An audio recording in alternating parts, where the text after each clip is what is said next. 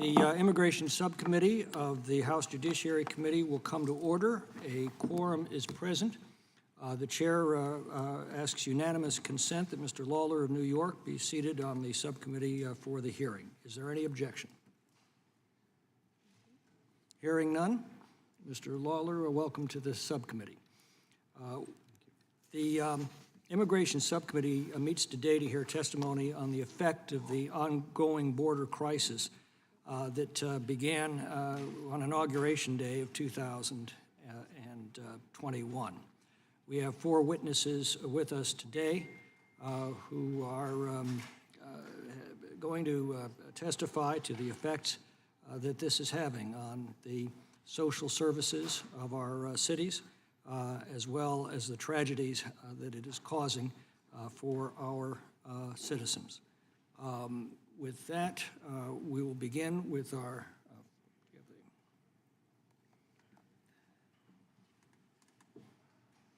first witness is Chief Rodney Scott, formerly the Chief of the Border Patrol of the United States. Mr. Scott, we welcome you to the hearing today and recognize you. Oh, I'm sorry, we're going to start with, see, that's what happens when I go scriptless. I will actually begin with opening statements, and I'll begin with myself. When President Biden canceled construction of the border wall and ordered ICE not to enforce court-ordered deportations, we have seen 2.1 million illegal immigrants unlawfully admitted to the United States by this administration. That is a population larger than the entire state of Nebraska.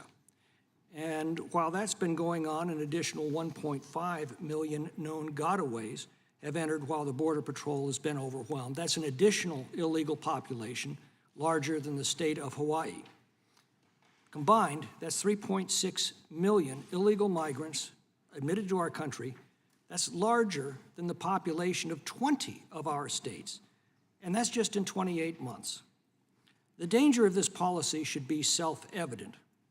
When the president surrendered unconditionally to the Taliban and abandoned Bagram Air Base in the middle of the night, he released 5,000 of the most dangerous terrorists on the planet who were detained there. We know where one went. 10 days later, he went to Abbey Gate at Kabul airport and detonated the bomb that killed 13 U.S. Marines.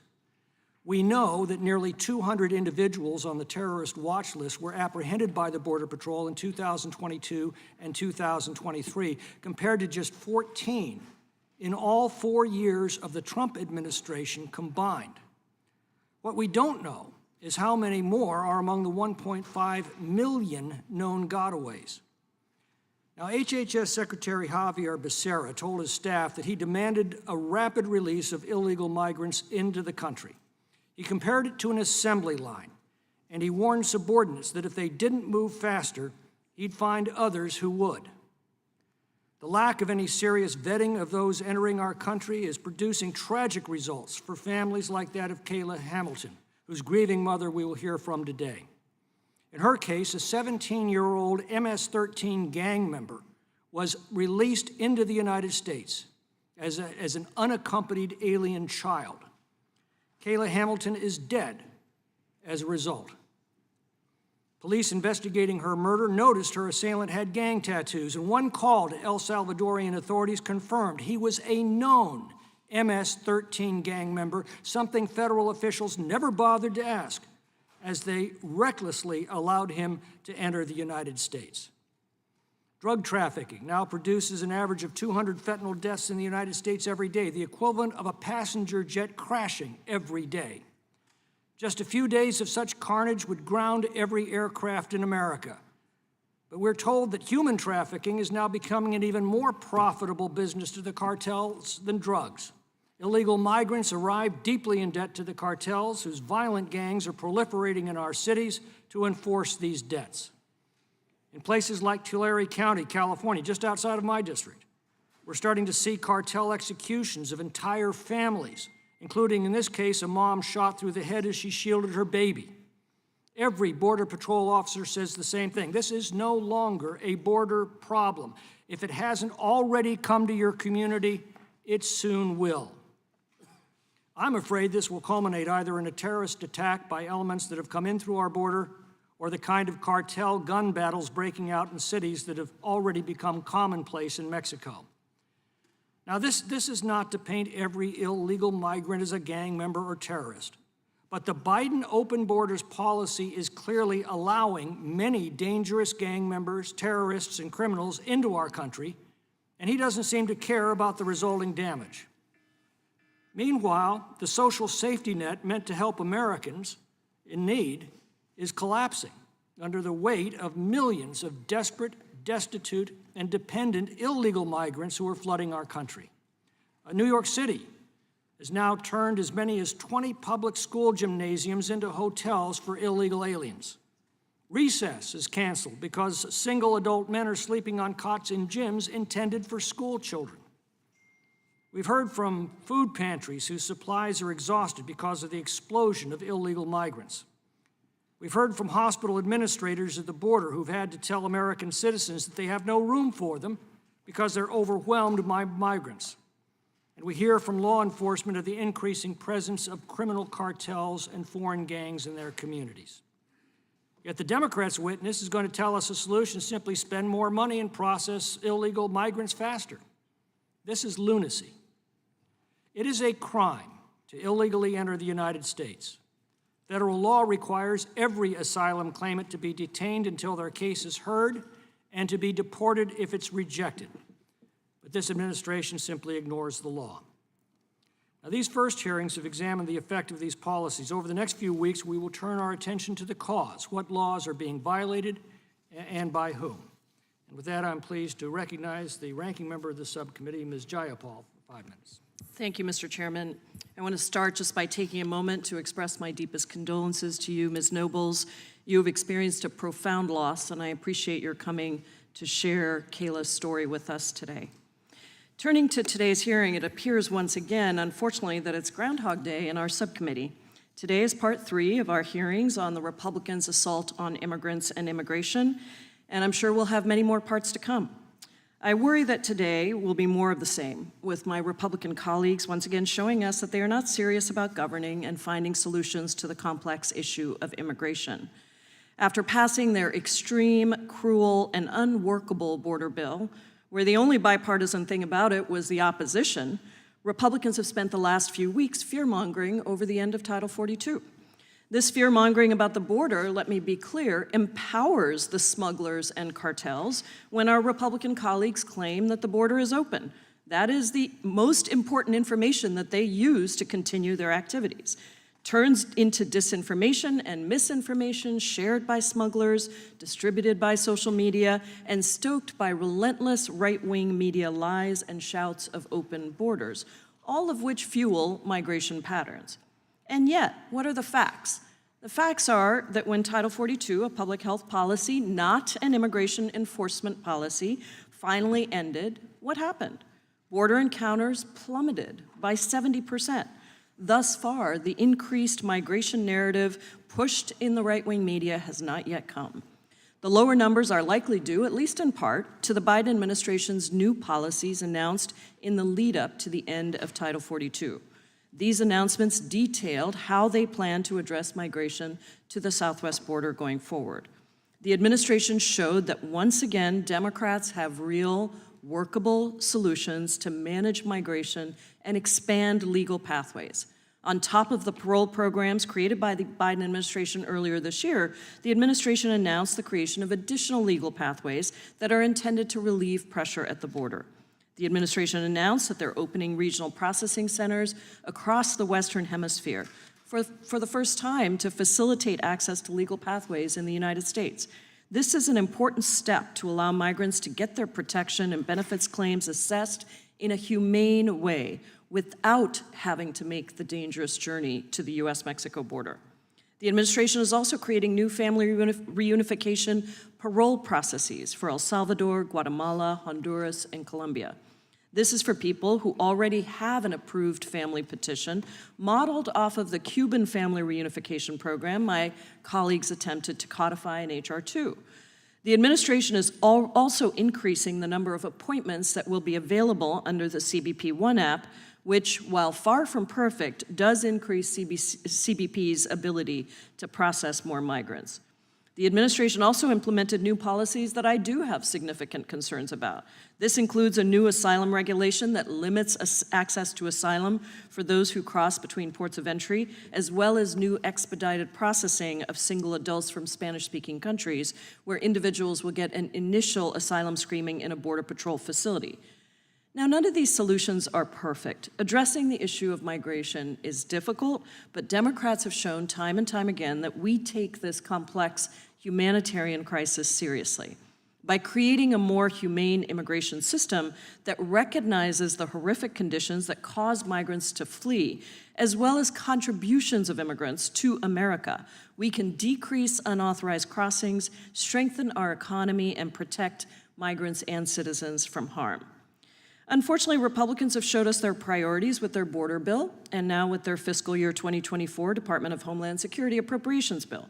That bill would only create more disorder at the border. Budgets are moral documents that show what we value and prioritize.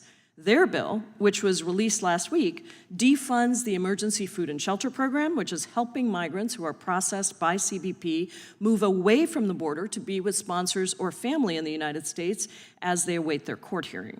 Their bill ends the use of Family Case Management Program, which had a nearly 100% success rate in helping families show up for their immigration court hearings. And it disallows the use of alternatives to detention unless the Secretary himself directly approves it, which would create a significant bottleneck for moving people out of CBP custody. It defunds the asylum officer rule, which allows asylum officers to adjudicate asylum claims, helps alleviate the growing immigration court backlog, and it ends the use of the CBP One app for people who are coming in through parole, which will severely hamper CBP's ability to process migrants in a safe and orderly way. Now, all of these policy choices give the game away. None of these policy choices are intended to help the agency. They will create more chaos and disorder at the border. But that appears to be the point of my Republican colleagues' efforts. Create chaos and disorder and hope to win the next election. Now, if the chairman of the subcommittee is so concerned about airplanes being grounded, I would just say that the Default on America Act and the attempts that Republicans are making right now to put forward serious cuts, that default would actually halt all of the air traffic controllers across the country. I look forward to hearing from all of our witnesses today. The American people deserve better, and I hope that our witnesses can shed light on real solutions to address the situation at our border in a holistic way. And with that, I yield back, Mr. Chairman. Thank you. The chair now recognizes the chairman of the House Judiciary Committee, Mr. Jordan. I thank the chairman. The ranking member started her statement by saying the border is secure. Really?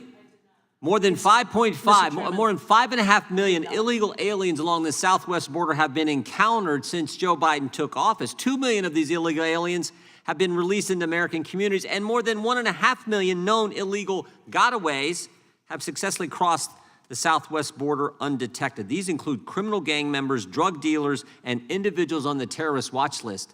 That is not a secure border. That is not a closed border. I never said that. I never started my statement with a secure border, Mr. That Chairman. has happened because on day one. Correcting the record because you stated something that was not true. Thank you, Mr. The Chairman. gentlelady should know that interrupting a member without making a valid point of order is against the rules of the committee. Don't lie about what I said. The time belongs to the chairman. Chairman's recognized.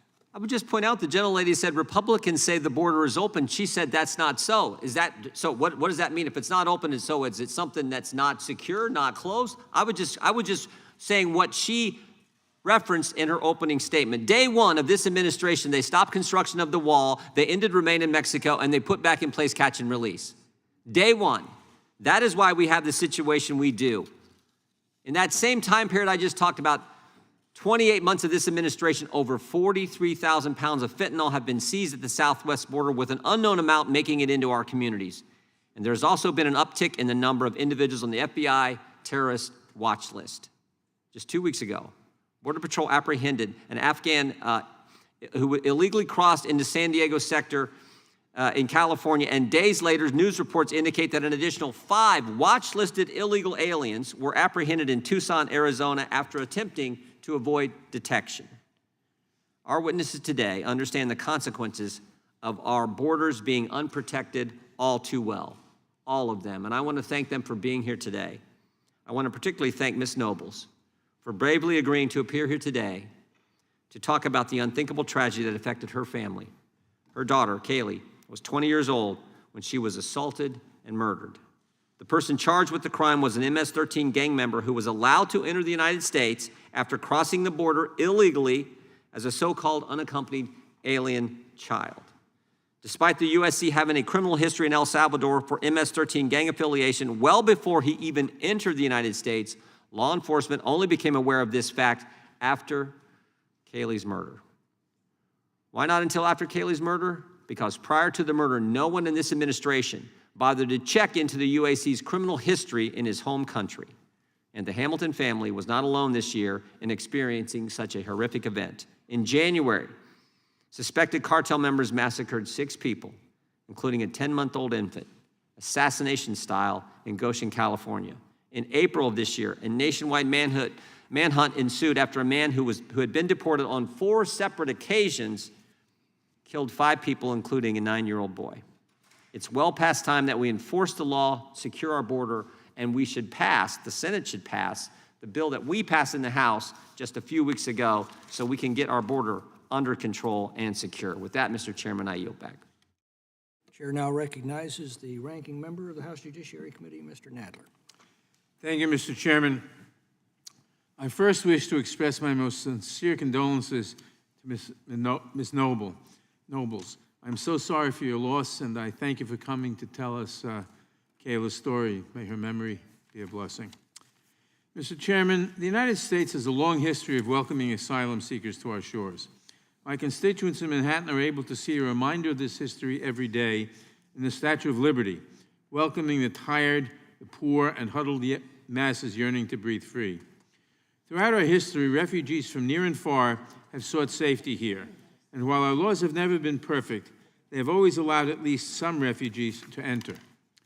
Our modern refugee program and the world's view about our collective responsibility for refugees were radically reshaped by the Holocaust. When the United States joined both Canada and Cuba in turning away the MS St. Louis and her more than 900 Jewish passengers in 1939, we allowed asylum seekers to be returned to persecution in Europe. Nearly 1/3 of the boat's passengers perished at the hands of the Nazis. Many other countries also turned away Jewish refugees during World War II. The horrors that followed led to the creation of the United Nations and ultimately to the international refugee framework that we still use today. It took a while for domestic laws to catch up to our international commitments, so when Congress moved too slowly, presidents used their expansive immigration powers to help get people to safety. In 1956, President Eisenhower oversaw the parole of over 30,000 Hungarian refugees into the United States. More parolees followed, including more than 58,000 Cubans between 1961 and 1962, 15,000 Chinese refugees from Hong Kong between 1962 and 1966, and over 130,000 Southeast Asian refugees following the fall of Saigon in 1975. We passed the Refugee Act of 1980 with overwhelming bipartisan support, which established the domestic framework for refugee and asylee processing. The commitment by presidents and lawmakers of both parties to accept refugees solidified our country's status as a symbol of hope for those trying to escape persecution. Sadly, that came to a crashing halt under the Trump administration. Former President Trump slashed our refugee program both at home and abroad, implemented discriminatory bans, demonized immigrants, separated families, and put all of his focus into building a wall between ourselves and Mexico. But still people came, because the dangers they faced on their journeys here paled in comparison to the horrors from which they were fleeing. COVID exacerbated the problems, and President Trump used authorities under Title 42, a policy to protect public health, to turn away asylum seekers arriving at the border. When President Biden came into office, he reversed course on many of the prior administration's most heinous policies. But Title 42 remained, even while our Republican colleagues claimed that the border was open and that President Biden and Secretary Mayorkas were purposefully inviting an invasion, in quotes, of migrants to our shores. These claims were used by smugglers to entice migrants to make the journey north and echoed by mass shooters in their manifestos. The Biden administration has been working to get our immigration system back on track, but Republicans have been fighting him every step of the way. They voted to end the COVID emergency declaration, but they said that the administration should not end its use of Title 42, even though that policy was tied to the pandemic. They passed a messaging bill over bipartisan opposition that would decimate our asylum system and send vulnerable people back into harm's way. In the weeks leading up to Title 42's expiration, they stoked fears that we would see chaos and massive numbers of migrants crossing at the border. And yet, what happened? Thanks to the policies put in place by the Biden administration, the numbers at the border dropped by 70% following the expiration of Title 42. But the fear-mongering continues. Unfortunately, my colleagues are not ones to let facts get in the way of a good story. The latest example comes from my home state of New York, where Orange County Republicans claimed that homeless veterans were being displaced by migrants. This was quickly echoed by the Speaker of the House and other congressional Republicans, and even by one of our witnesses. On the screen are tweet after tweet by my Republican colleagues amplifying the story to stoke fears about the border and to distract from their own failures to enact meaningful solutions.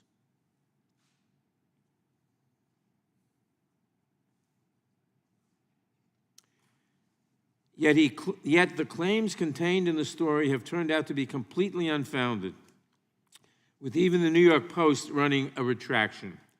So here we are again, in another hearing about the, quote, Biden border crisis, close quote. I'm sure that no matter what happens at the border, we will continue to have hearings on this topic. And we will continue to see partisan messaging bills that have no chance of ever becoming law. As one of my Republican colleagues said, there's a reason why we haven't gotten significant border security done and why we haven't seen significant immigration reform done. It is in the interests of many politicians to have this crisis continue to flare up. Democrats are willing to work with serious Republicans to make changes to our immigration system that would allow people to come here lawfully while ensuring the safety and security of our citizens. We want to have the tough conversations about the best path forward. And we have passed bipartisan legislation that has addressed some of the thorniest issues, like the Farm Workforce Modernization Act. But so long as this majority insists on its partisan blame games, we are just going to keep talking past each other, and nothing will be solved. I look forward to hearing from our witnesses today.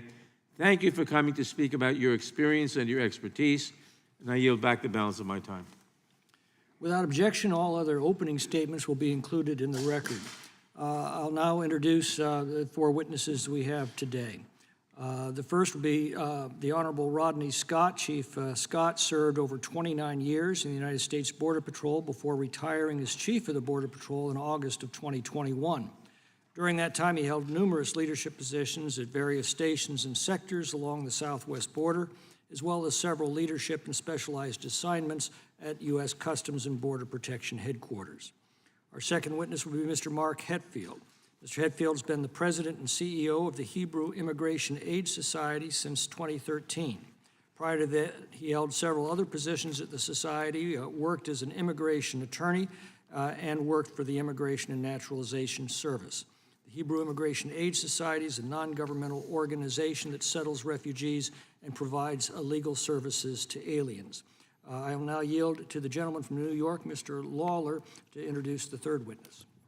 Thank you, Mr. Chairman. It is my distinct pleasure to introduce Orangetown Supervisor Teresa Kenny, a lifelong Rockland County resident who cares deeply for her residents and their quality of life. Supervisor Kenny is an attorney and daughter of a retired New York City police officer. She has both a deep appreciation for the rule of law and a deep knowledge of our legal system. Prior to serving as supervisor, she served as deputy town attorney for the town of Orangetown, and practiced real estate law in private practice for over 30 years. And I can think of no one better to highlight the gross overreach by Mayor Eric Adams and other officials in New York attempting to usurp local zoning laws than Teresa Kenney. Any claim that our border is secure, you need not look further than New York, where New York City has taken in over 65,000 migrants since this crisis exacerbated last year. The governor and the mayor are asking for an emergency declaration. They have nowhere else to house these migrants. So the idea that we do not have open borders is laughable on its face. Couple that with New York's sanctuary city policy, and you have a recipe for disaster in New York City, and it is spilling out into communities all across New York State. And that is why Teresa Kenney's testimony here today is invaluable to this committee. Thank you. And then we will finally hear from Ms. Tammy Nobles. Ms. Nobles is a realtor from Norfolk, Virginia. She volunteers part-time as the president of the Down Syndrome Association of Hampton Roads, and she is the mother of Kayla Hamilton. We will welcome our witnesses. We thank them for appearing today, and we'll begin by swearing you in. Would you please rise and raise your right hand?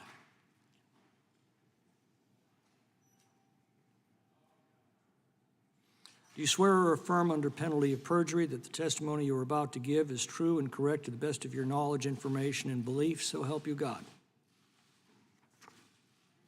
Let the record reflect that the witnesses have answered in the affirmative. Thank you, and be seated. Please know that your written testimony will be entered in the record in its entirety. Accordingly, we'd ask that you summarize your testimony in 5 minutes. And we'll begin with Chief Rodney Scott.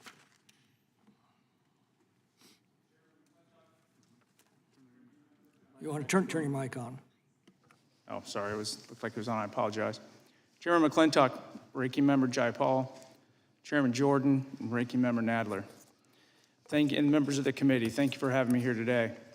I am currently a Senior Distinguished Fellow for Border Security and Immigration at the Texas Public Policy Foundation. But as stated, before joining Texas Public Policy, I served 29 years as a United States Border Patrol agent. I started out as a GS-5 Border Patrol agent trainee and was competitively promoted through the civil service ranks and was ultimately promoted to chief. I served as President Biden's chief of U.S. Border Patrol until I retired in August 2021. I think it's important to know I was never a political appointee. Over my career, I was honored to participate in the transformation of an uncontrolled, chaotic southwest border to a border that was increasingly secure. Meaningful progress started in 1994 under the Clinton administration when a strategy proposed by U.S. Border Patrol was adopted. That strategy used focused personnel deployments, barriers, technology, and consequences for violations of law to reduce the chaos of illegal immigration and free up agents to focus on public safety threats. The basic principles of this successful strategy endured every presidential administration until January 2021. My firsthand experiences taught me that border security and immigration are two distinctly different yet interrelated issues. Border security is simply knowing and controlling who and what is entering our homeland. Immigration and customs laws are completely irrelevant if you cannot control the initial entry. The terrorist attacks on 9/11 also had a profound impact on my understanding of border security.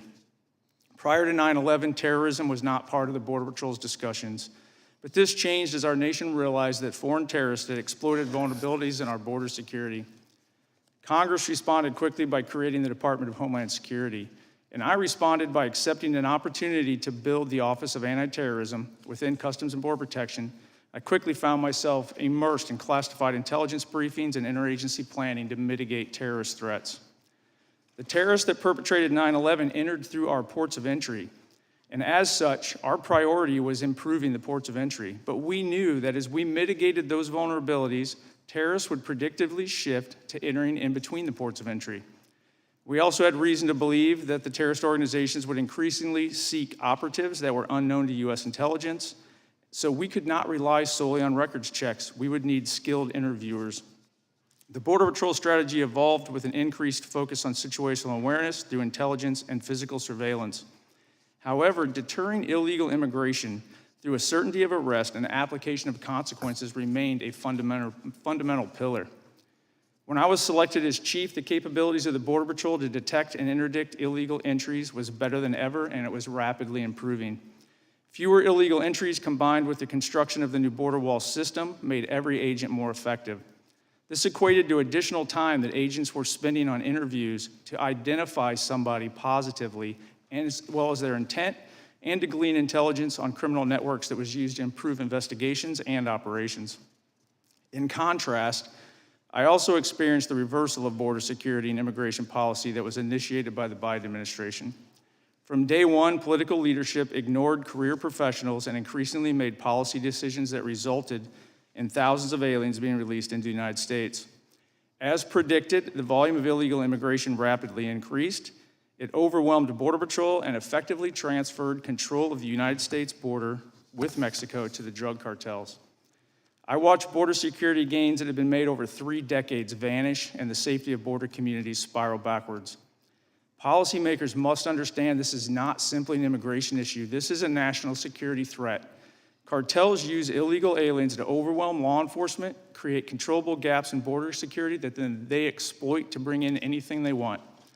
To think that well-resourced terrorist networks and hostile nations are not exploiting the same vulnerability is naive. Prioritizing immigration processing over enforcement also means that the agents are spread so thin when they are deployed that even when they detect an illegal entry, they are not always able to interdict it. These events are reported by the Border Patrol as known gotaways. But it's also important to know that this does not encompass the total gotaways. The hundreds of miles of border that are left unpatrolled on a daily or weekly basis now, and that lack persistent surveillance, we have no idea what has crossed through those areas. In my professional assessment, the U.S. Border Patrol has lost our ability to know who and what is entering our homeland. And please remember, the border is simply a transit location, it is not a destination. These people and these things are going to every city, town, and state across this nation. I look forward to your questions. Thank you. Next, we'll hear from Mr. Mark Hetfield. Mr. Chairman, Ranking Member Jayapal, and members of the subcommittee, I thank you for this opportunity to join you today to speak about securing our border. HIAS, founded over 120 years ago as the Hebrew Immigrants Aid Society, is the oldest refugee organization in the world. We were founded to help refugees because they were Jewish. Today, we help refugees because we are Jewish. We resettle refugees across the United States in partnership with the United States government and Jewish communities. We also operate in 22 other countries, half of which are in Latin America, working to help refugees find welcome and safety in their countries of asylum. HIAS is old enough to remember the importance of American leadership in drafting the Refugee Convention of 1951 and the Refugee Act of 1980, which passed this chamber and was signed into law with strong bipartisan support. These landmark measures were intended to ensure that never again would people fleeing persecution be turned back to their persecutors. Today, however, our asylum and immigration and border protection systems are in dire need of investment, updating, and repair. We can all agree that the status quo is absolutely unacceptable. Congress has not addressed legal immigration pathways in over 3 decades. The pretext for not doing so is that we cannot fix legal immigration pathways until we fix the border. This is a false choice, ignoring the laws of supply and demand. We cannot fix the border without also reforming legal immigration pathways. As long as there are jobs to fill that American citizens cannot or will not do, the U.S. government will not be able to secure the border. Congress needs to establish more pathways. As long as the government continues to invest in immigration enforcement officers without investing in immigration judges and asylum officers and in a more fair and efficient asylum system, we will not be able to secure the border. Otherwise, people will continue to apply for asylum and be assigned a court date many years into the future. As long as the system continues to leave people in limbo for decades, like TPS recipients, dreamers, humanitarian parolees, and people who have withholding of removal with no pathway to permanent residence or family reunion, you will not be able to secure the border. So long as it's difficult for asylum seekers to access legal counsel, you won't be able to secure the border because they will not have access to advice on whether or not they qualify and should proceed with their application. HIAS welcomes the Biden administration's announcement that it is establishing resettlement processing centers in South and Central America. In order to secure the border, we need such safe and legal pathways for fleeing for their lives to access resettlement, but as a safer complement to asylum, not as a substitute. Similarly, we welcomed the Biden administration's earlier decision to reopen the Central American Minors Program so children will no longer have to risk their lives to reunite with family across the border. Separating families, pushing people back without a hearing for their asylum claims, and subjecting asylum seekers to inhumane conditions on both sides of the border in detention shames us, but will not deter people from coming here as they have no better options. My written testimony details the story of one highest client in Mexico from Venezuela who, after struggling with the glitchy CBP-1 app, was locked in Mexican immigration detention in March in Juarez when the fire broke out, where detainees were locked in their cells and could not escape. 40 people were killed, but he survived by keeping his head in the toilet throughout the ordeal. He's now in the United States receiving medical treatment for the burns all over his body. My written statement provides details on HIAS's proposed approaches to the many challenges at the border.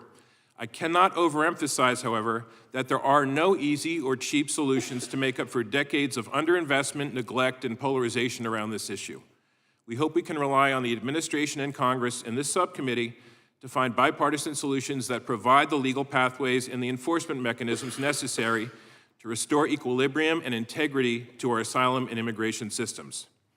In the meantime, there need to be additional resources at the border and within our asylum system, but those resources cannot be solely focused on apprehension, removal, and detention, or on removal without a screening. The administration should not replace one legal fiction, barring asylum seekers on health grounds, with another, barring them because they did not go through asylum systems that are even more dysfunctional than our own.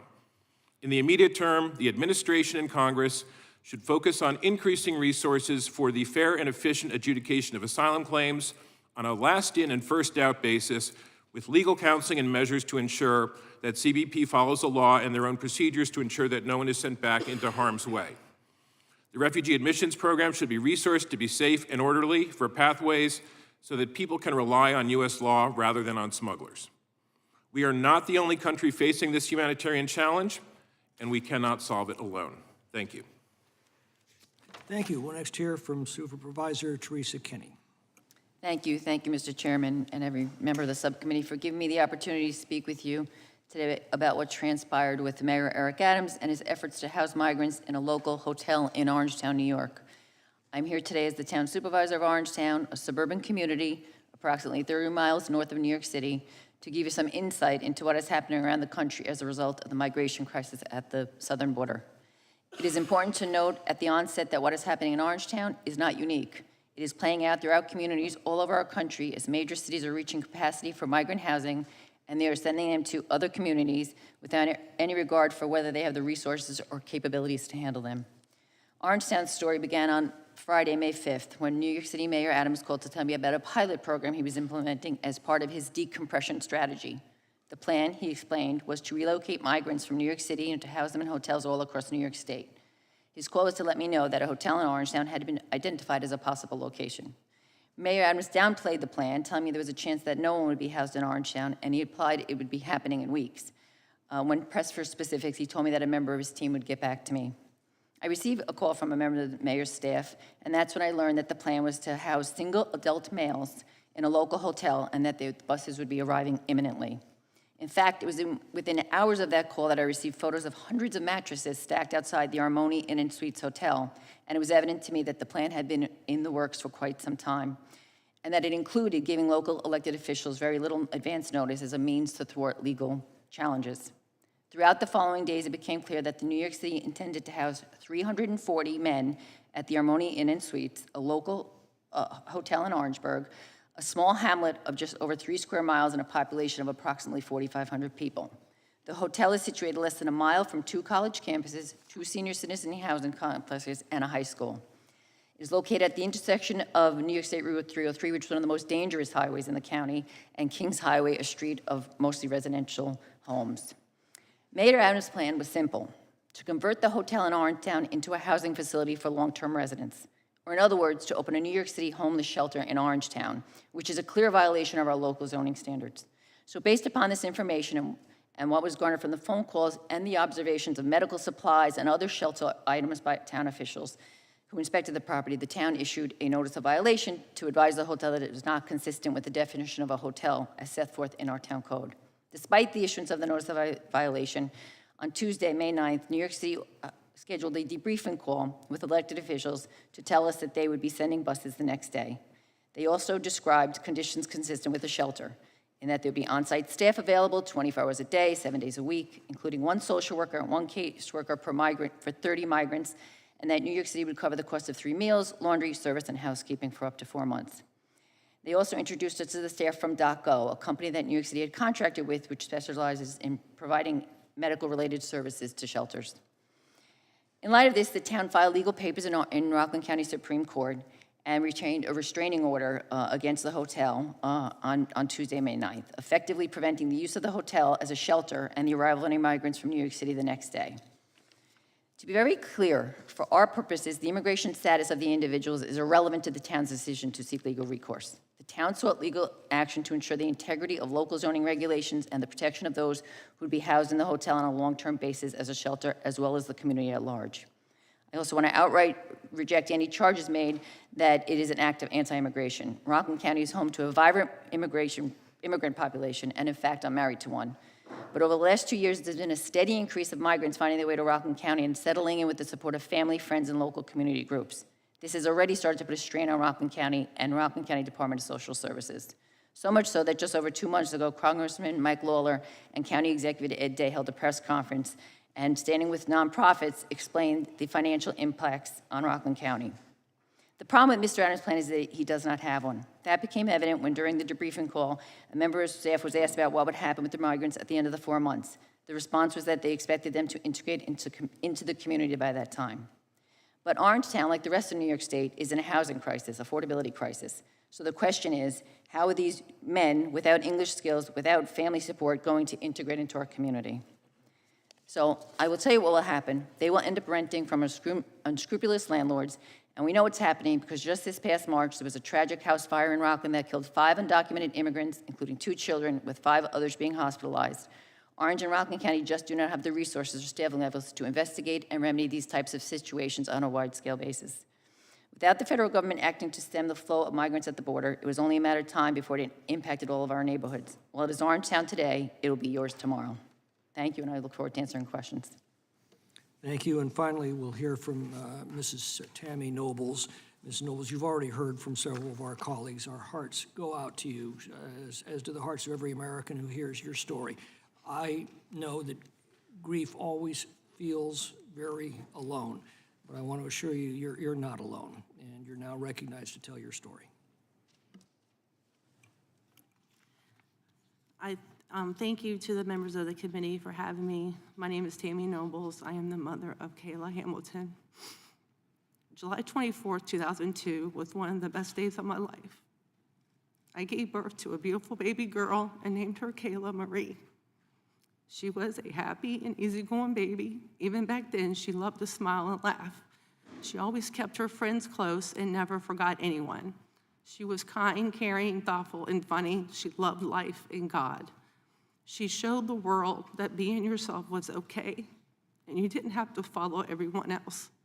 But sadly, on July 27th, 2022, I received the worst news that a parent doesn't want to hear, that my newly 20-year-old daughter, Kayla Hamilton, was murdered in her own room and left on the floor like trash.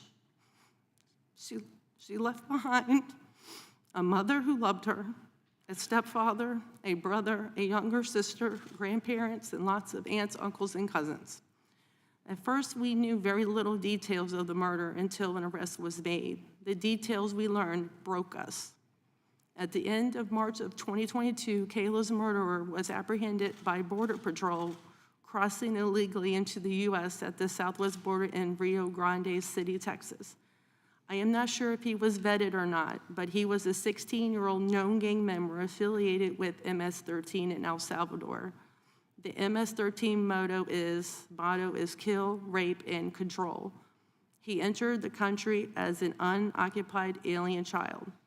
As a UAC, the murderer was allowed to go live with his aunt in Frederick, Maryland. She was also an illegal immigrant.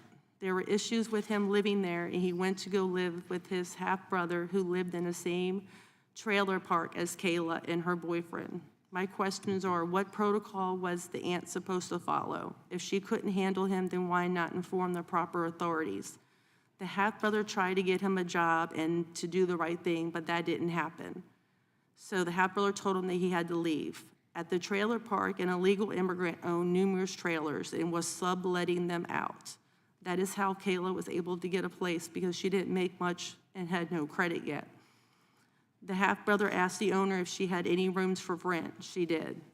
The same trailer as Kayla. Kayla's murderer was living there less than 5 days before he viciously murdered my daughter. Kayla had 2 jobs. She was working at a cleaning company and at a grocery store. Kayla had autism, but she was determined to live independently and make her way in this world. And my baby paid the ultimate price. She had just gotten home from work, working the night shift, and said goodbye to her boyfriend that morning when he left for work. She then went to sleep. The murderer went into Kayla's room, strangling her, grabbed her iPod charger, and wrapped it around her throat and face while strangling her to death. Kayla grabbed her phone and called her boyfriend, but went to voicemail. The voicemail of the murderer strangling her was 2 minutes and 30 seconds long. The murderer then violently sexually assaulted Kayla. Kayla's boyfriend came home from work and found her dead on the floor. The charger cord was so tight around her neck and face that her boyfriend had to use his teeth to get it off. The murderer robbed her of her phone and $6. $6 is all my baby had in cash because she used the snack machines at work to get something to eat. He then went to lunch with his half-brother like nothing happened. Local police didn't have enough evidence to arrest the murderer, so Child Protective Services took him into custody and placed him in an unsecured children's home with other children, even knowing that he was a main suspect in a premeditated murder case. When he was arrested for Kayla's murder, he laughed and smirked. For me, this is not a political issue. This is a safety issue for everyone living in the United States. This could have been anyone's daughter. Kayla wasn't doing anything wrong, and she didn't deserve to be murdered. I don't want any other parent to live the nightmare that I am living. I am her voice now, and I am going to fight with everything I have to get her story told and bring awareness of the issue at the border. I will make sure her memory lives on.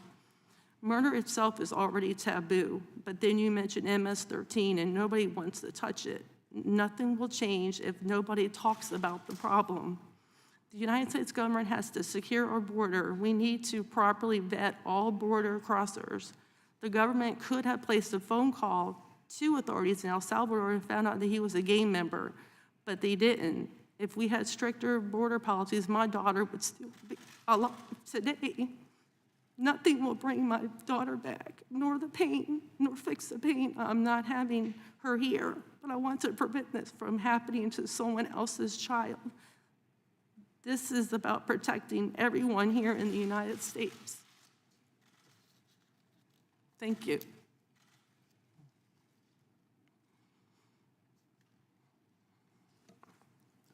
We'll now proceed with the 5-minute rule with questions. I'm going to defer mine to the end and recognize Mr. Biggs of Arizona.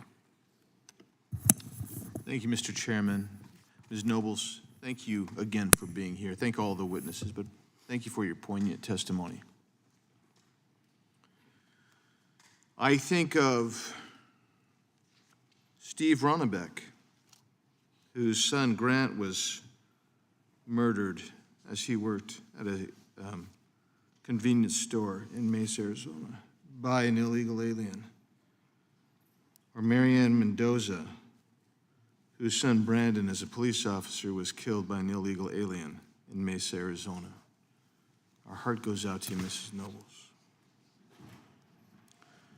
I'm stunned that a witness would say we need to find equilibrium at a time when 6 million plus people have illegally entered the country in the last 2 years. I'm stunned. I'm stunned to know that of 32,000 people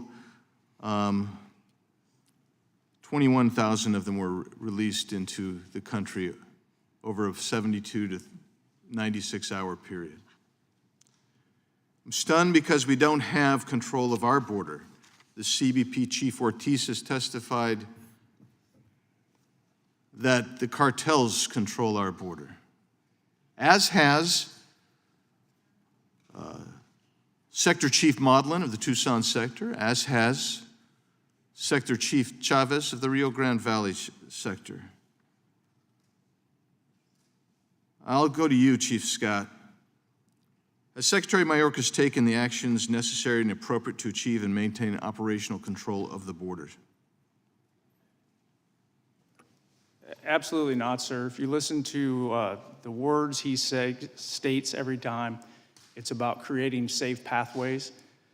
When I was chief, we were not allowed to even discuss consequences or actually securing the border. It was all about expediting the processing and avoiding the optics of people backed up into Border Patrol stations.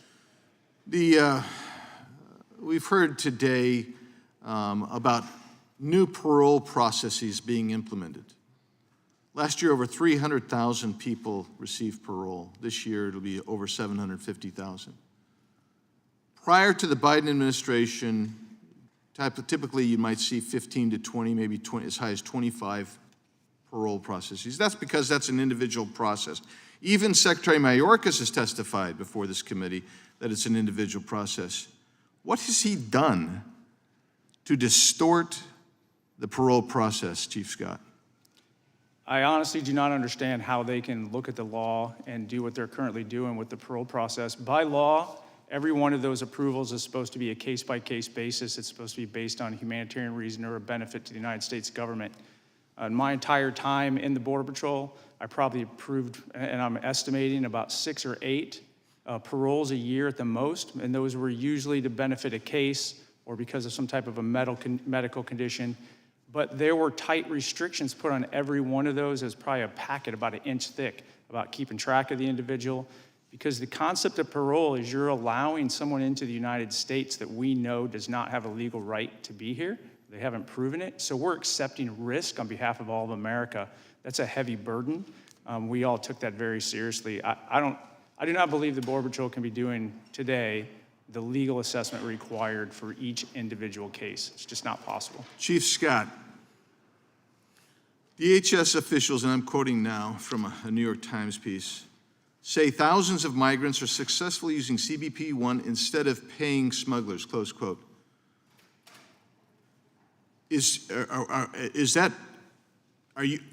Are we to believe that CBP-1 is an alternative to cartel smuggling, or are we actually using CBP-1 to facilitate cartel smuggling? There's CBP-1 app is, from my understanding, is basically a queuing mechanism like we used to do at ports of entry with a pen and paper on the south side. Anything that happens on the south side of that border is definitely controlled or influenced heavily by the cartel. Anything we can do to get them out of the system would be fine, but I think the piece that we're missing here too is we're now taking away from the legal trade and travel processes of the CBP officers at those ports of entry. They were all gainfully employed prior, and the CBP-1 app is pushing more and more people into that port of entry that don't have, by definition, do not have a legal right to be here. The other challenge is it's a magnet. Because to use the CBP-1 app, again, from my understanding, you have to be in Mexico, you have to be up close to the border. So that entices even more people into that border community, and the throughput does not match the demand. And where does that overage go? Right back to the cartels. Thank you. My time's expired. Chair now recognizes the ranking member for 5 minutes. Thank you, Mr. Chairman. Mr. Hatfield, thank you for your very compelling testimony. As you know, one of the Biden administration's answers to increase migration at the border is to expand legal pathways. As Title 42 was set to expire earlier this month, the United States announced its opening of regional processing centers all over the hemisphere. They will be starting in Guatemala and Colombia, and then expanding to other countries, including Mexico. This seems like a positive step by the administration to build up its capacity to take increased numbers of refugees before they ever even make that dangerous journey to our southern border. Would you agree with that? And what do you think the United States needs to do to make these regional processing centers a success?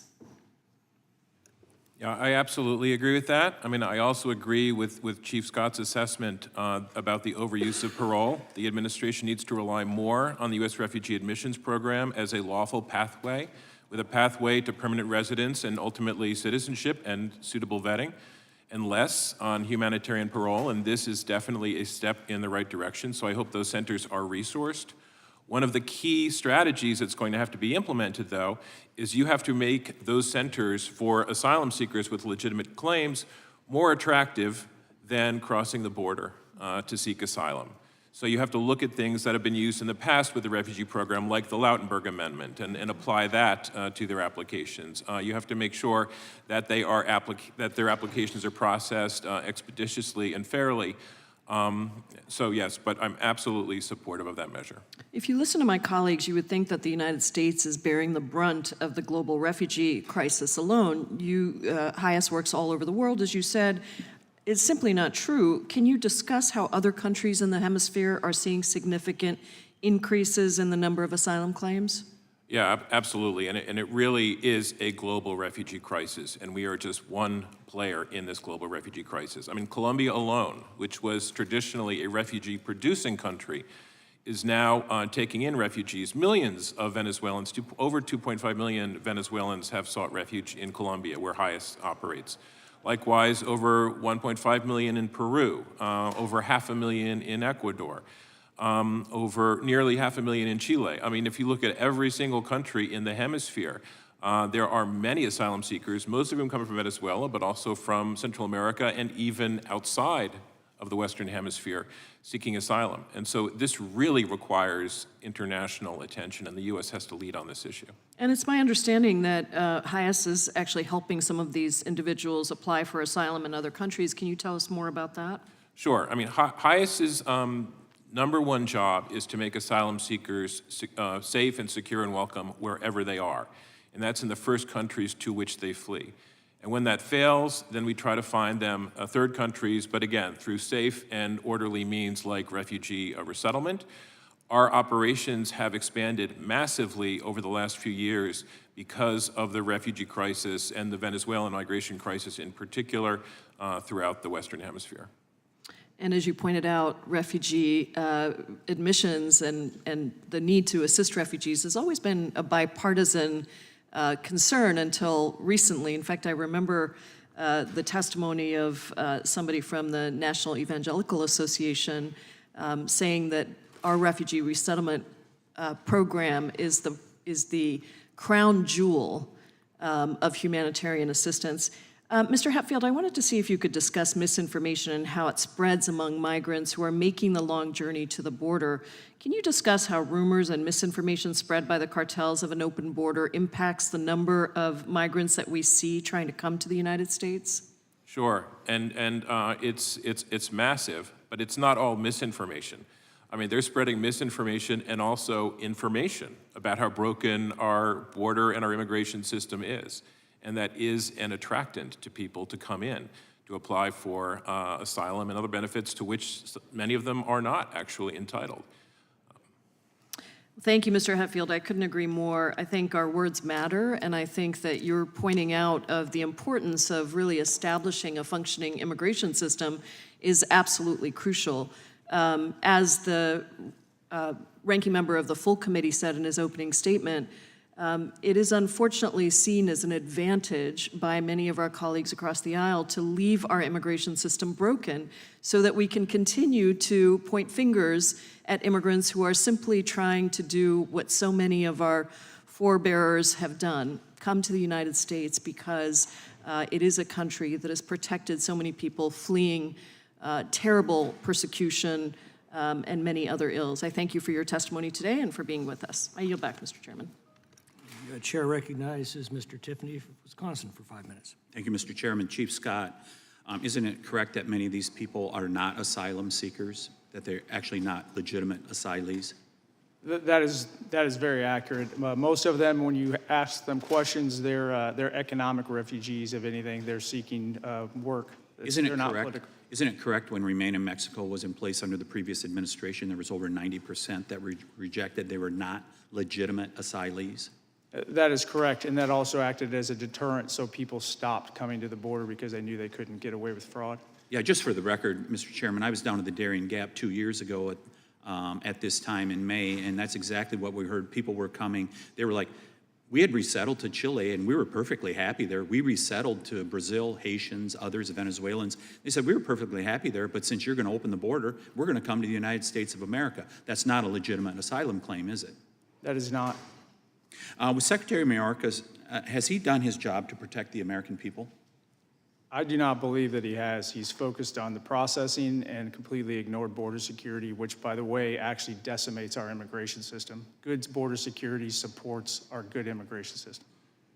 Mrs. Nobles, if border policies continue as they are over the last 2 years, will there be more Kaylas?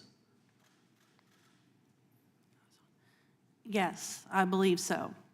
And that is why I'm trying to get her story out so people are aware of the issue. Might Kayla be alive if the Biden administration had secured the border over the last 2 years? Yes, I believe she would still be here if he was properly vetted. Would you prefer from us, if you had a choice, to get condolences from members, which I'm sure are very heartfelt, would you prefer condolences, or would you prefer changes in the law like the Secure the Border Act? I would like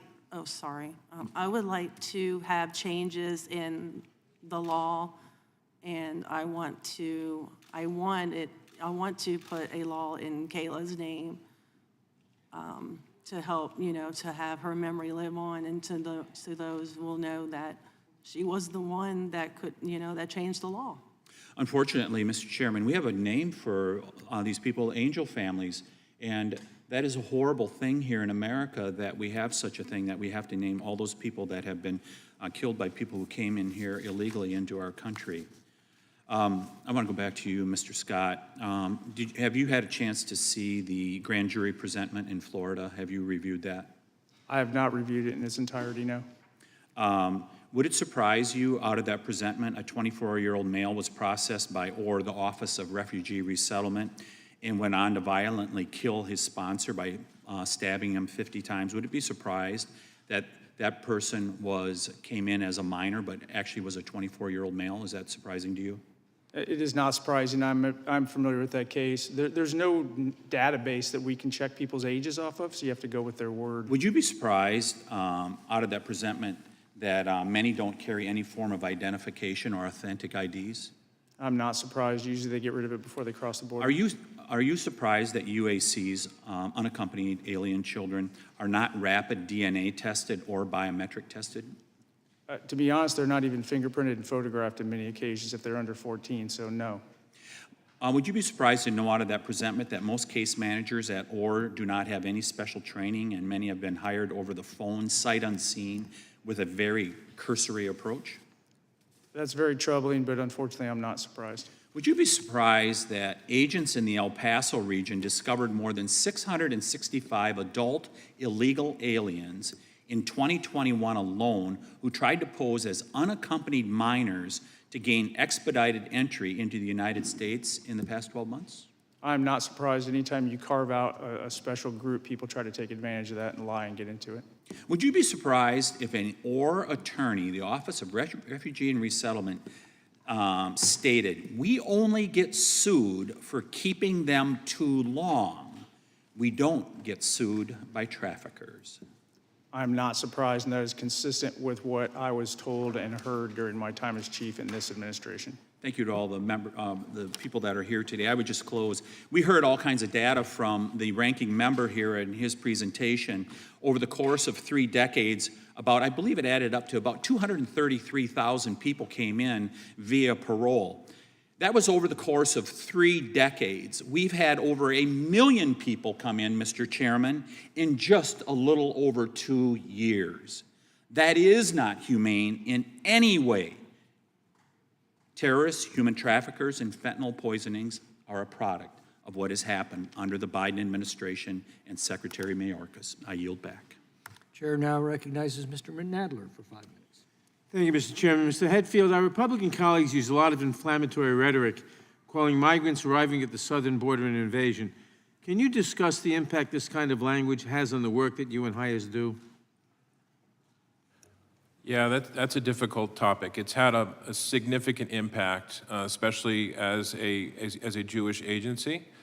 First of all, there's the vilification of undocumented immigrants and asylum seekers, which is having a major impact on the agency, on security issues regarding the agency, and on relationships with the people that we deal with. The vast majority of asylum seekers are coming here because they are fleeing persecution.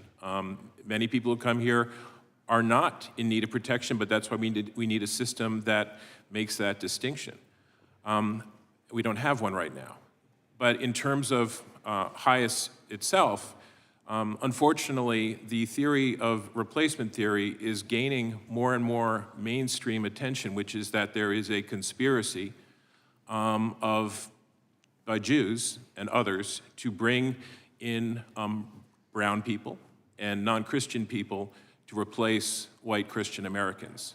This is becoming a serious problem for us. It's gaining more and more mainstream acceptance, and I'm not really sure what to do with that. Thank you. The United States, along with others in the hemisphere, recently signed the Los Angeles Declaration on Migration and Protection. As part of the declaration, the United States committed to taking 20,000 refugees over the next 2 years from the hemisphere. This feels like a start, but seems wholly inadequate given that 7 million people are displaced from Venezuela alone. Would you agree, and can the United States be doing more to take refugees from the hemisphere? Yeah, absolutely. We're very late to that. As I said, many other countries are accepting many Venezuelans in much larger numbers than we are through more efficient processes. And Venezuelans now make up the #1 population in the United States for asylum seekers. I mean, it is a hemispheric problem that needs a hemispheric solution, and we need to be part of that strategy. And accepting more through the Refugee Resettlement Program, again, a safe and orderly program, is the best way to go.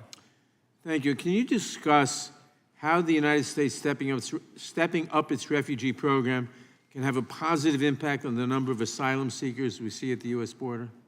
Right. It needs to be done, in conjunction with having an asylum system that gives, that's efficient and that gives responses quickly and makes decisions quickly. But it provides a safe and legal pathway for people who need protection, and therefore discourages them from taking their lives at risk trying to cross the border to get that protection. It's absolutely a necessary safety valve and legal pathway. And unfortunately, the Biden administration has not yet succeeded in rebuilding that program. As you know, the refugee resettlement admissions ceiling last year was 125,000, and we fell 100,000 short of that. Thank you. Barriers to work authorization have devastating consequences for arriving migrants and local communities, which is one reason there has been bipartisan support for improving access to work permits and addressing lengthy processing backlogs. What does Congress and the administration need to do to support local employers and improve access to work authorization? Well, this is a really vexing problem where asylum seekers are not allowed to accept employment, nor are they allowed to receive any assistance while their asylum application is pending for a minimum of 6 months. In many cases, it's much, much longer than that. So basically, they have to find a way to support themselves, and there are no legal means for doing so. So that is a system that is destined to fail. The HR 1325, the Asylum Seeker Work Authorization Act of 2023, does provide a solution. So I would urge that or similar measures be supported. Thank you. My final question is, we heard the story of the person who murdered Mrs. Noble's daughter. Now, this person, I gather, came in as an unaccompanied minor. Has any change been made between the Trump and Biden administrations that would have affected the ability of an unaccompanied minor to come into this country and what he would do afterwards? I mean, many changes have been made by the administration. That the Trump administration was, as you know, pushing minors back at the border. So, but the bottom line is that this goes back to the other parts of my testimony, which is that we need a system where control does not stop at the border but continues into the United States. And right now, we're not properly resourcing the system to do that, including, as the New York Times recently exposed, with regard to the treatment of unaccompanied minors. Thank you. Thank you. My time has expired. I yield back. Mr. Van Drew. Thank you, Mr. Chairman. Well, here we go again, addressing the continued policy failures of this administration at the border.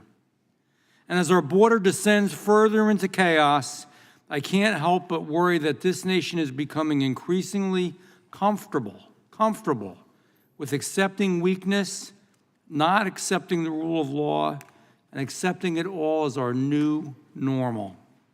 An acceptance of weakness that led to the highest number of border encounters in a single day ever. And by the way, there was a comment from somebody from the other side, and they said that, you know, Republicans enjoy this because they can use it as political fodder.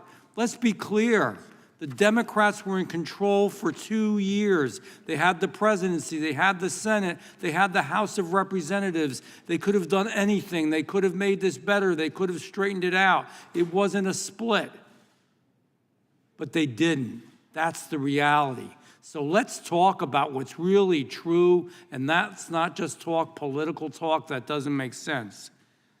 An acceptance of weakness has turned every town in America, from El Paso, Texas, to Orange County, California, New York, into a de facto border town. An acceptance of weakness that has turned public parks, police stations, and school gymnasiums into makeshift shelters. Tell me that's good for America.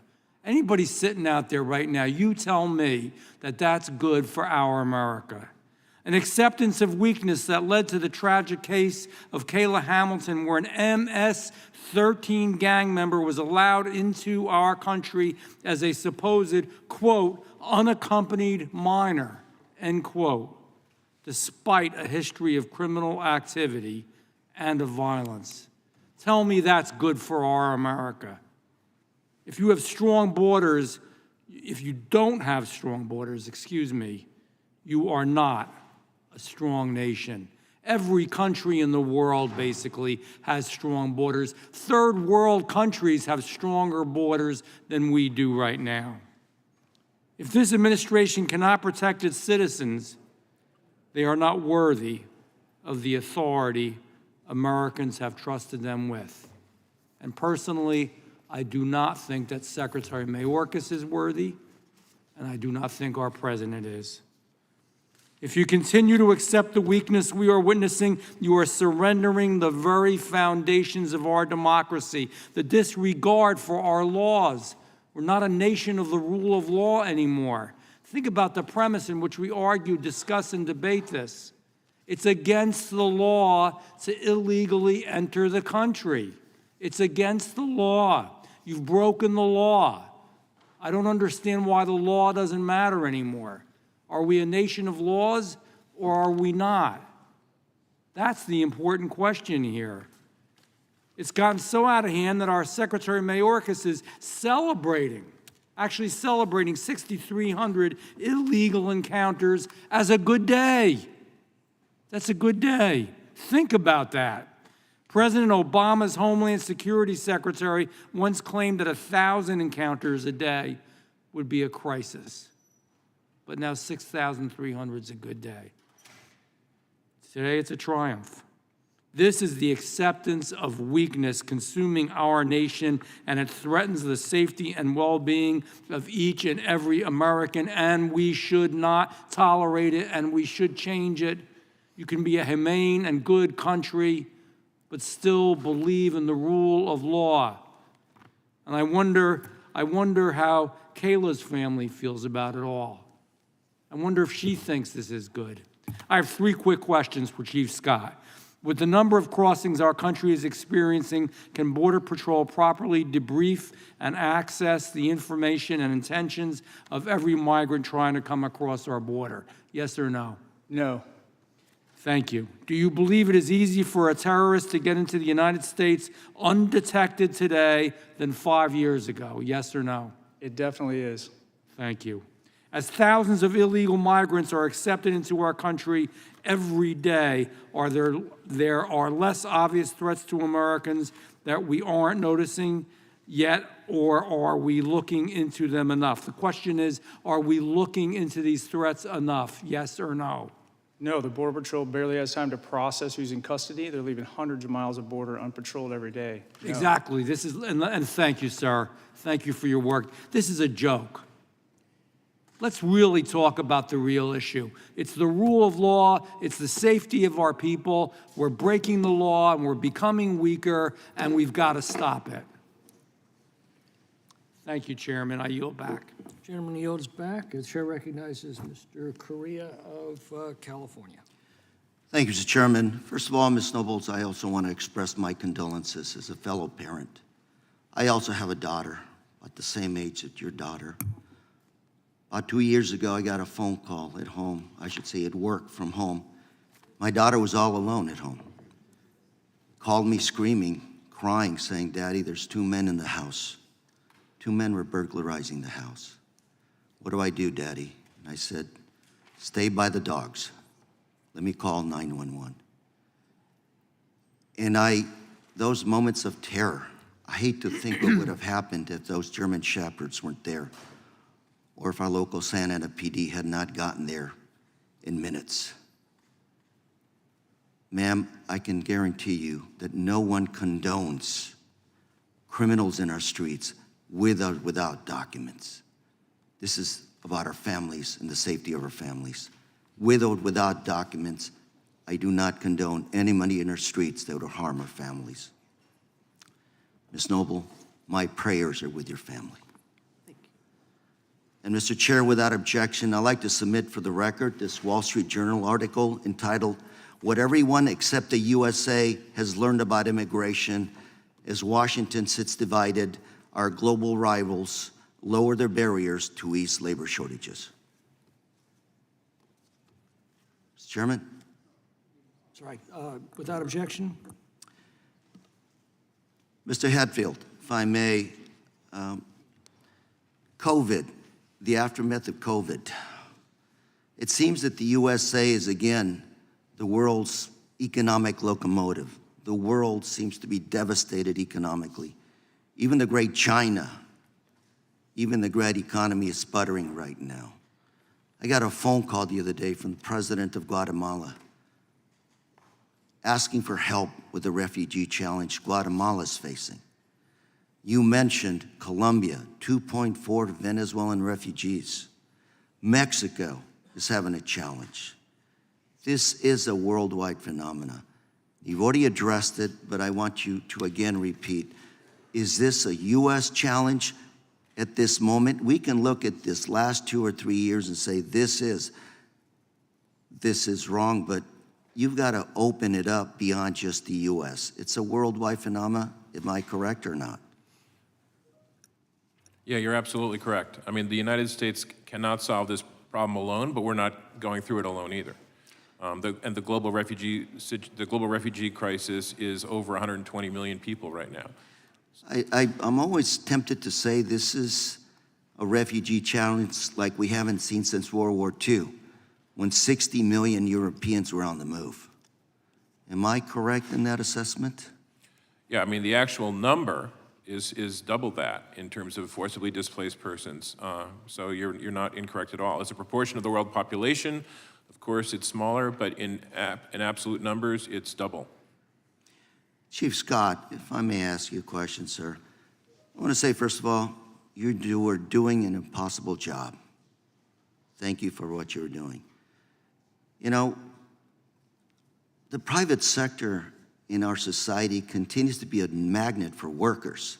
60% of the individuals that come across blend into society. They have families they ride with. They blend into society. 50% of our farm workers are undocumented.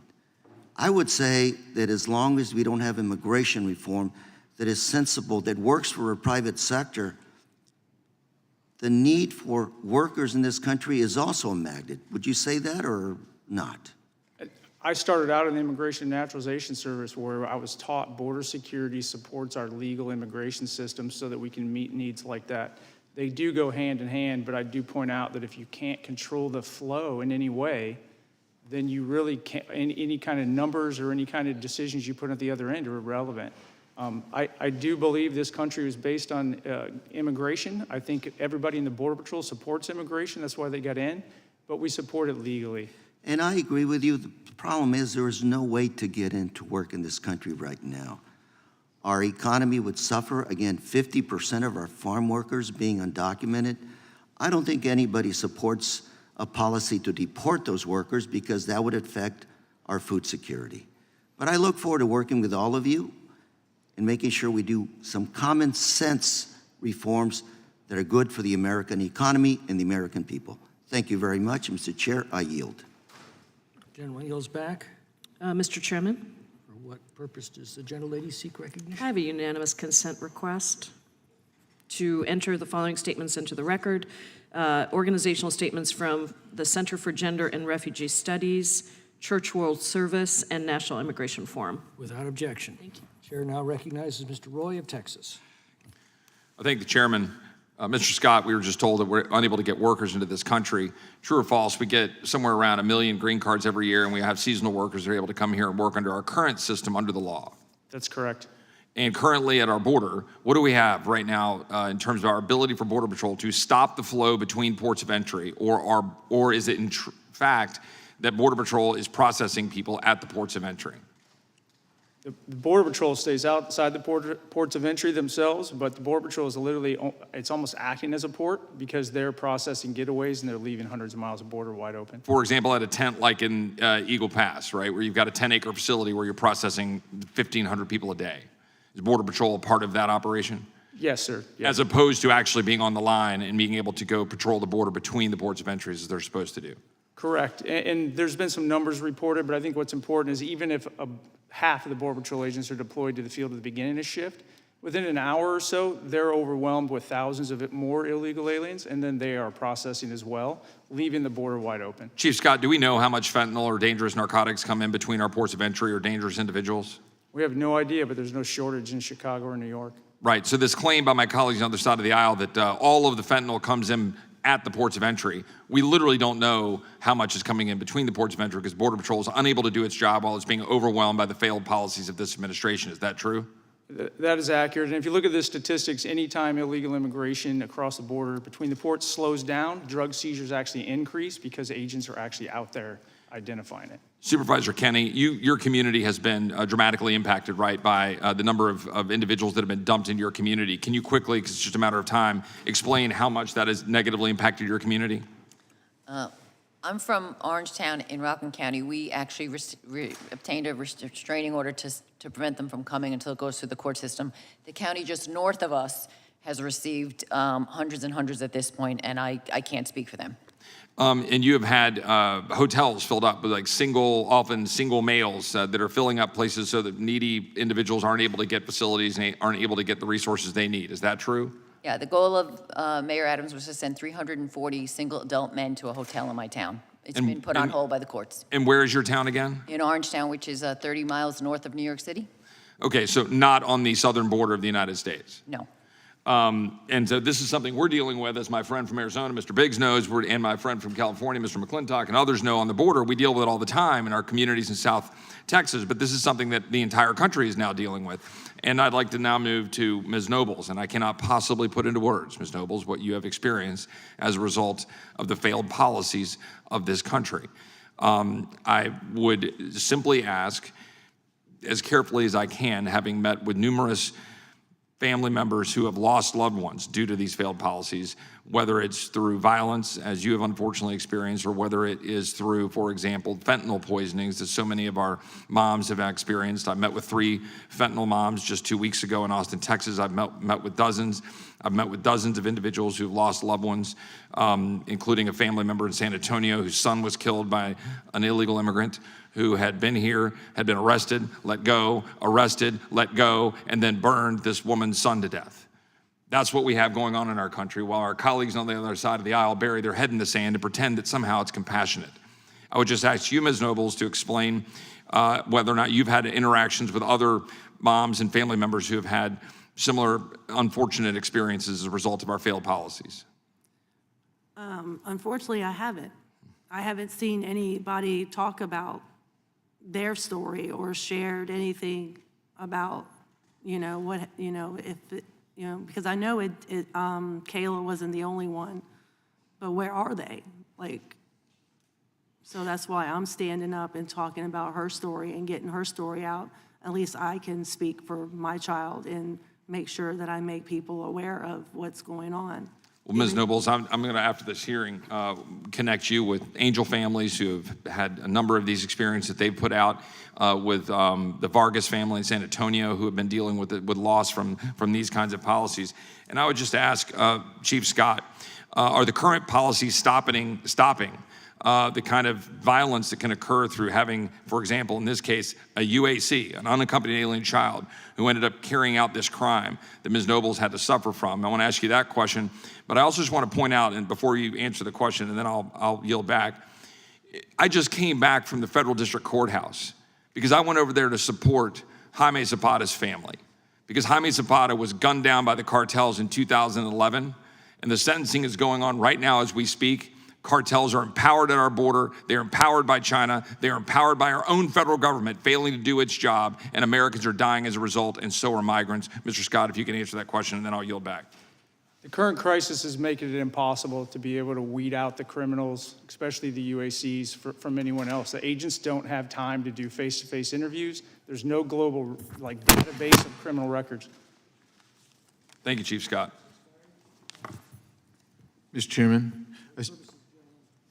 I seek unanimous consent on various articles to put a piece from the New York Times dated April 23rd, Biden opens a new back door on immigration, the Navajo Nation requesting answers to questions, border crossings down. This is Washington Post article from May 19th. Border crossings down, but many migrants released to U.S. to ease crowding.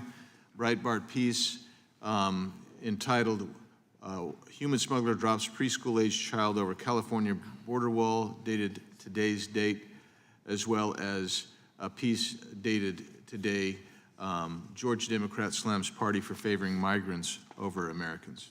Without objection?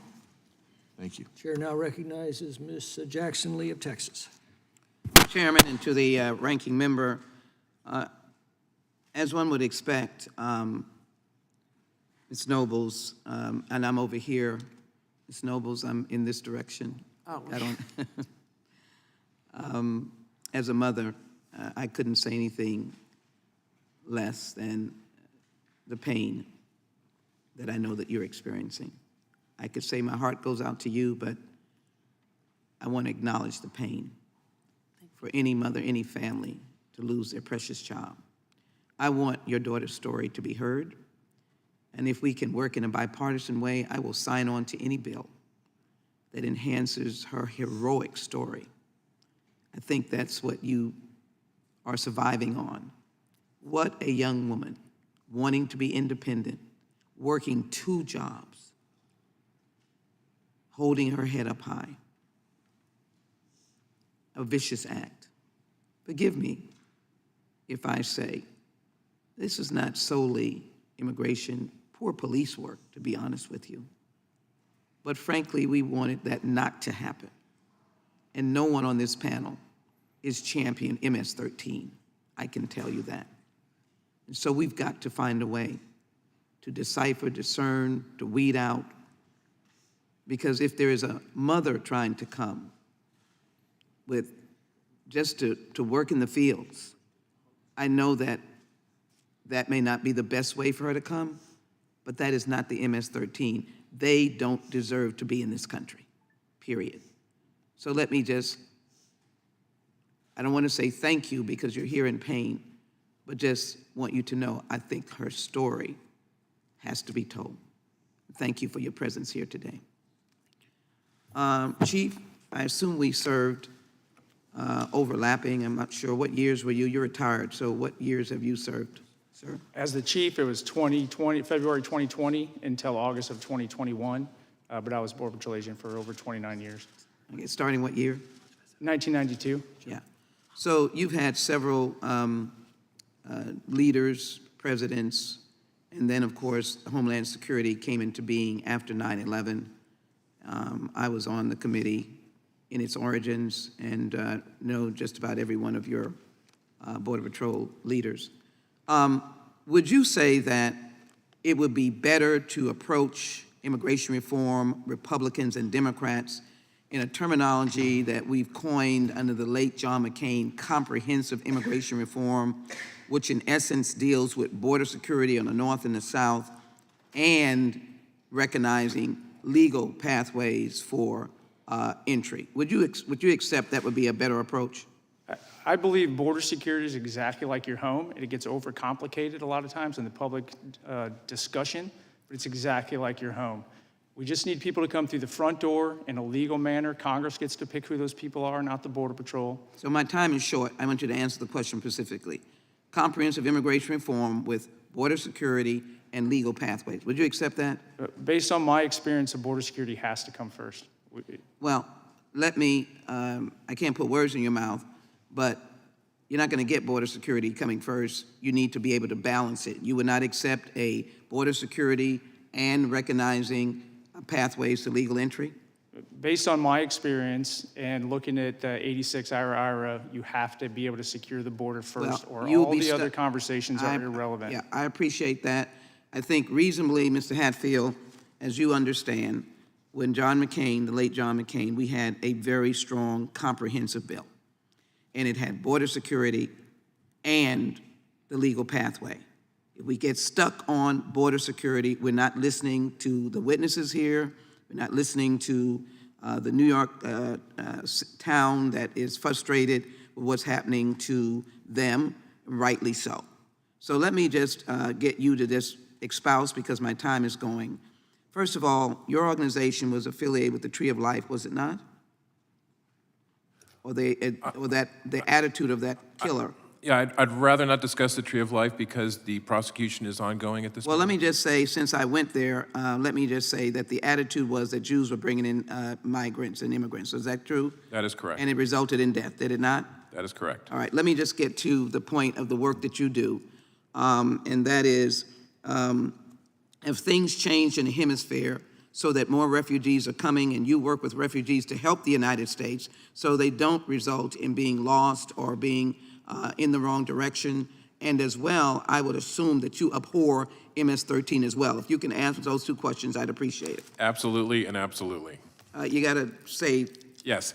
HIAS is entirely focused on legal pathways to bring people into the United States so they do not resort to fleeing across borders to seek asylum. We try to provide them with safe and legal alternatives to that, and in partnership with the U.S. government and Jewish communities. And absolutely, we need a system of control which can identify, vet, and detain and remove people who are a danger to the society. The gentlelady's time Like has expired. MS-13.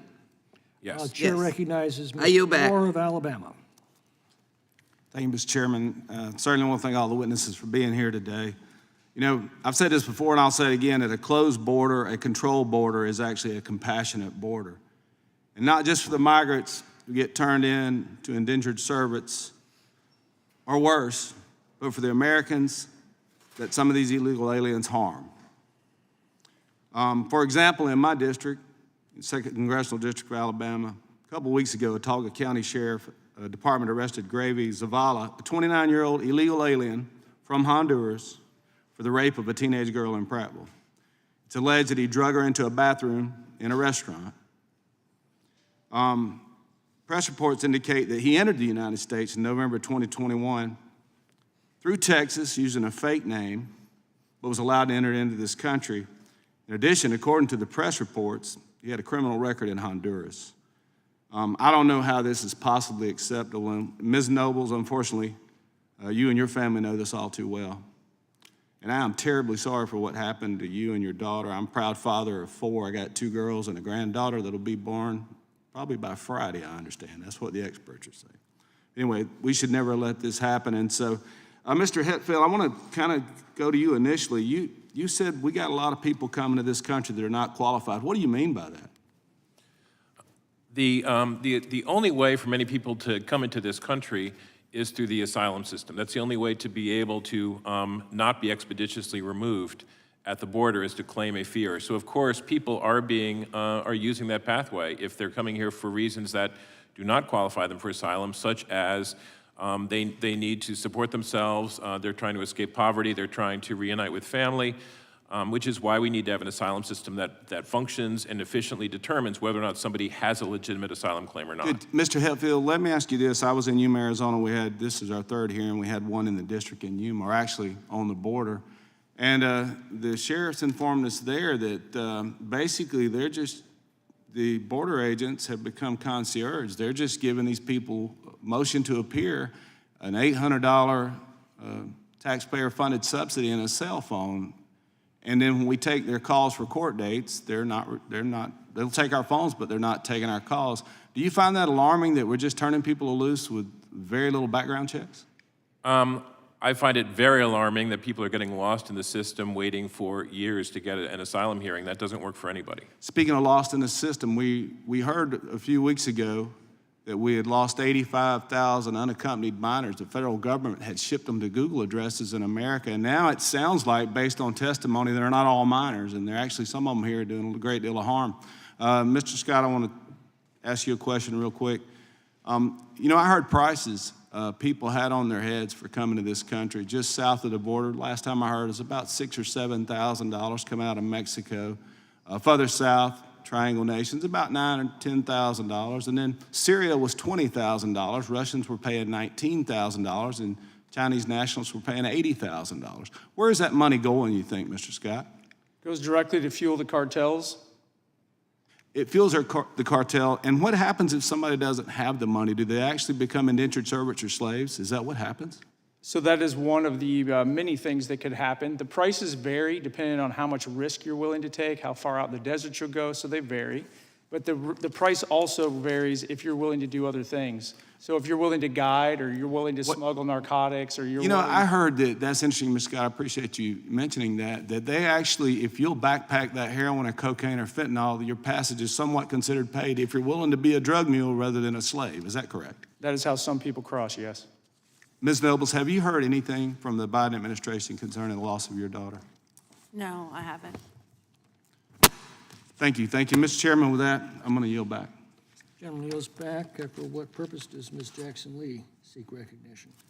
I'd like to ask unanimous consent that I can submit into the record article Biden administration to send 1,500 troops to the southern border for support, roles ahead of expected migrant, and also to have a statement that reflects that the numbers have gone down as it relates to those entering the United States at this time. Ask unanimous consent. Without objection, and the chair recognizes Ms. Ross.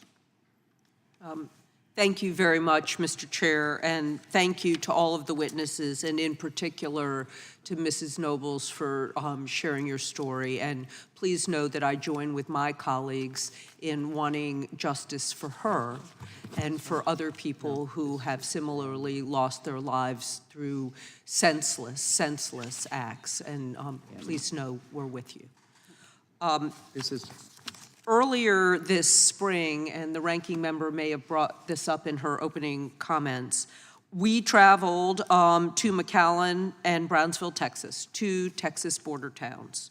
Our conversations with U.S. Custom and Border Protection during that visit reinforced my commitment to ensuring that CBP has the resources that it needs to strengthen border control.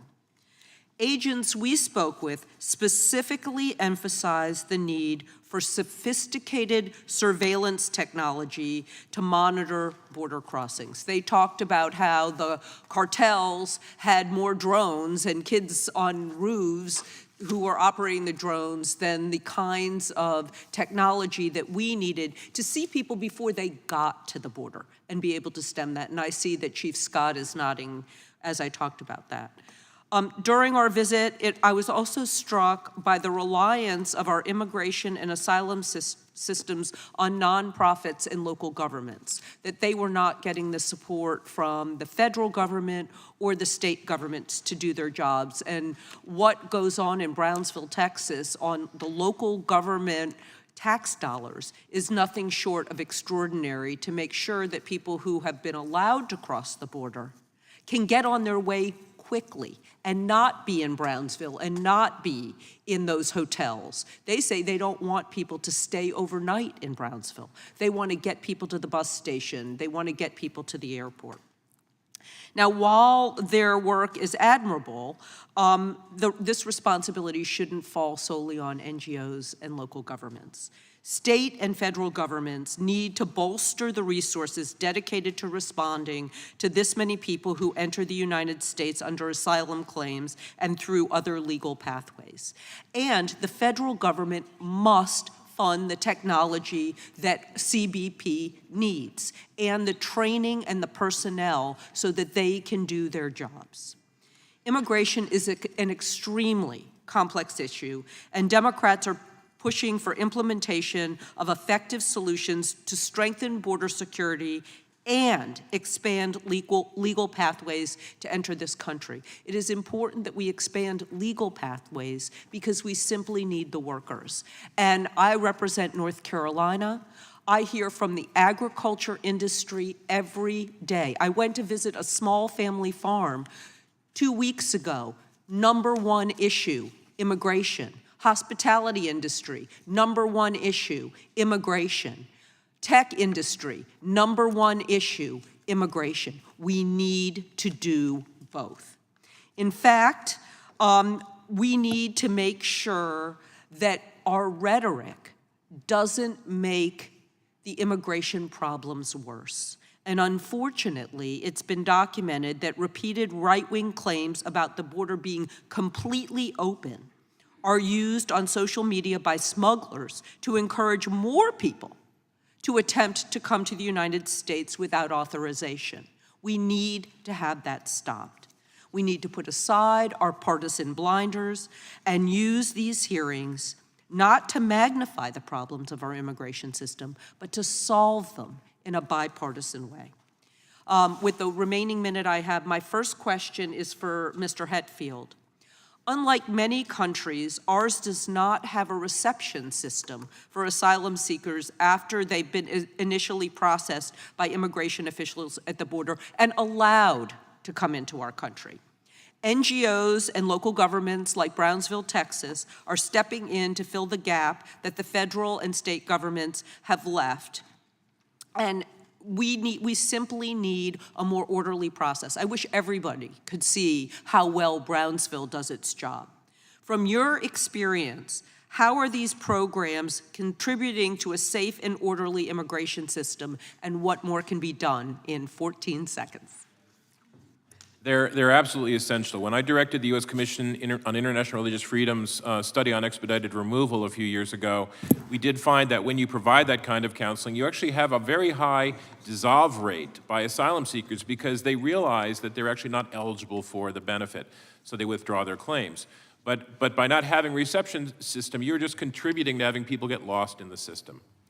Thank you, Mr. Chairman, and I yield back. Chair recognizes Mr. Nails of Texas. Thank you, Mr. Chairman. Ms. Nobles, thank you for your testimony today. I can't imagine. I have 3 daughters, 22, 17, and 10. I can't imagine what you and your family have been going through. And like so many other families across the United States, I'm incredibly sorry for your loss. Chief Rodney Scott, thank you for being here. I had the opportunity to review the case file. This is the case file on this murderer, well, I'm going to stop with that. On this alleged 17-year-old unaccompanied alien child who brutally killed and raped Kayla Hamilton I know you're familiar, sir. You're familiar with the intake forms. Record of deportable, inadmissible aliens. This is the form here. So I'm going to walk through a few things that I noticed that I saw on this form, that this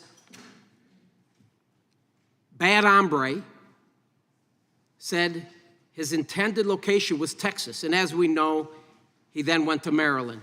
He didn't stay in Texas, didn't stay there very long. This bad hombre said he had no funds in his possession and that his father was his method of support. And as we know, he somehow was moved to live with his aunt. This bad hombre said he was claiming credible fear. Credible fear, like everybody up there. We know that a majority of those claims are unsubstantiated. I think it's about 10%. But later said on his HHS intake form that he had come to work. So he's a liar. He's a bad hombre and a lying one at that. The UAC said he had no prior criminal history. No prior criminal history. However, after his arrest, Maryland law enforcement, think about that. We can't count on the federal government down at the border to make sure that the people entering our country are decent people that don't have criminal records. But it took local and state law enforcement in Maryland one phone call to El Salvador. That's it. Psst, get on the phone. I call El Salvador. I said, hey, let me ask you about this bad hombre that entered our country. Has he been arrested? And they say, oh, yes. Oh, yes, sir. He's been arrested in El Salvador in 2020 for his illicit association with MS-13 gangs. Couldn't figure that out down at the border. We got to find out after he kills and rapes and murders a young woman in the United States. He said he was 16. He wasn't 16. Had no proof for him. You need to prove your age. You just say, I'm 16. We were in a case here a couple months or so ago about the gentleman that comes through. He claims he was UAC. He goes to Florida with his caretaker and butchers the guy in Florida. I saw a picture of this guy. He had more chin whiskers than the witness next to you. He's 25 years old. He came in as an unaccompanied alien child. How does that work? How does that happen? Why don't we have more safety guards, safety rails down at our southern border? So we were able to establish this man, or chief, any of the 380,000 UACs that have entered since Joe Biden took office were under the age of 18. How are we able to determine whether they're actually truly under 18? We really can't, sir. That's where a seasoned professional agent comes in. When they interview them, a lot of those inconsistencies you talked about come up in the story immediately. But the chaos that we have on the border today prevents the agents from having that amount of time. Yeah. The administration is yelling at them to process and move them down the assembly line as fast as possible. So when the Secretary Mayorkas gets on front of the camera and lies to the American people every other day, if not daily, and he says these people are vetted, is that a true statement, sir? They're vetted against a blank sheet of paper. There's no global database to vet them off of. Yeah. And what kind of a border check, what kind of a background check is done on these individuals? They're ran through a United States government, well, NCIC, which runs through criminal databases. But unless the individual's been in the United States, committed a crime here before, it's not going to be in that system. Yeah. You know, I've said it before, I'll say it again. This is number 3, I think, third hearing on the border. All Joe Biden had to do when he was inaugurated on January 21st, I went there, I respect the office of the president. All he had to do was keep his mouth shut. He didn't have to say anything about our southern border, and we'd be a much more safe country today. March 12, 2021, I have a report, hold it up. Following a reassessment, the DCD director terminated Title 42 with respect to unaccompanied alien children. If I'm understanding this correctly, is it true that for the last 2 years we created a blanket waiver to allow anyone claiming to be under 18 into the United States despite their criminal records or gang affiliation? Yes or no? I believe the gang affiliation, if they know, they could still deport them, but for the most part, Parents, yes. Let's be clear. MS-13 stands for kill, rape, control, and Joe Biden and Secretary Mayorkas are allowing potentially 30-year-old gang members into our communities, into our schools, and around our kids, where they will do the exact damn thing they did to Kayla Hamilton. Shame on them, and we must hold them accountable. I yield back. For what purpose does the gentlelady from Washington seek recognition? Mr. Chairman, I ask unanimous consent that the following be made a part of the record. This is an email that was sent yesterday by the Department of Health and Human Services reminding my colleagues that HHS allowed committee staff an in-camera review of the individual, the unaccompanied minor's file, with the expectation that the committee would refrain from disclosing any non-public information it obtained. It is imperative that we do not interfere with the integrity of criminal proceedings. I would hope that my colleagues would not disclose any information that could impact the criminal proceedings or Ms. Noble's ability to get justice for her daughter. It was a serious violation. Without objection, that will be entered into the record. Thank you, Mr. Chairman. I'll next recognize myself for 5 minutes. Supervisor Kinney, again, 3.6 million illegal immigrants entering this country over the past 28 months. Gallup, by the way, told us last year they're estimating in Latin America and Caribbean alone, 42 million people intend to come here now that the borders are open. What's this doing to the situation in your homeless shelters and your food pantries, and what are you hearing from other cities in New York? Yeah, so as I've learned in recent weeks, we already have a lot of migrants finding their way to Rockland County through family and friends, and it's already putting a burden on our social services and our Rockland County, so much so that they recently had to give another $1 million to the food pantries. Keeping in mind that Mayor Adams got $1 billion from New York State, and he is looking to put them in hotels in our town without any support or any. What are your constituents telling you? The constituents have concerns, and as I sit here today and I hear this testimony, and I understand why. There was questions raised about where the individual was going to be vetted, and they were told us they would be vetted at the border. So in light of what I'm hearing today, it gives pause for the questions about who's going to be in our community. Thank you. Chief Scott, one of our colleagues said that you had an impossible job. Was your job impossible when we were actually enforcing our immigration laws? It was not impossible, and we were getting better at it every single day, and we had a strategy to actually secure the border. But it's basically become impossible since Biden changed those policies. Is that correct? Correct. The current flow of illegal immigration will exceed any ability to be able to secure. When Mr. Biden canceled work on the border wall, did that not also cancel work on the technology at the border to detect illegal crossings? It did that, and it also shut off our new communications capability that was being built into the wall system as well. Under the Immigration and Naturalization Act, foreign nationals claiming asylum are required to be detained until their claim is heard. Are they? No. What can you tell us about cartel and gang activity that's being introduced into our country over the past 2 years? So everything that crosses that southwest border now is controlled by the cartels. The cartels control the illegal migrant crossings so that they can create these gaps in border security. And then they smuggle, when I say gaps in border security, I mean they overwhelm all the law enforcement in the area beyond Border Patrol. And then that opens gaps where there's no law enforcement, and they bring anything they want into the country behind that. Even on the US side, if it's narcotics or even aliens, they are basically facilitated or guided to their ultimate destinations through cartel on this side, and very, very, very tight ties with many of the gangs, MS-13 and others. Can't really tell where the cartel ends and where they don't. It's more of a terminology. But this is a huge threat, and it's gotten significantly worse with the open border created. So they're brought in by the cartels, to whom these migrants pay thousands of dollars, arrive at the border deeply indebted to those cartels, and then they're trafficked throughout the country, are they not? They are, and I really And who's doing that trafficking? Again, that's still cartel, and that's still gang affiliations. Do we or not anybody also willing to have a pay. lot of non-governmental organizations that are assisting in distributing these migrants across the country? So yes. So currently, they're getting millions of dollars. The non-governmental organizations are getting millions of dollars through FEMA. But the people get to choose where they go.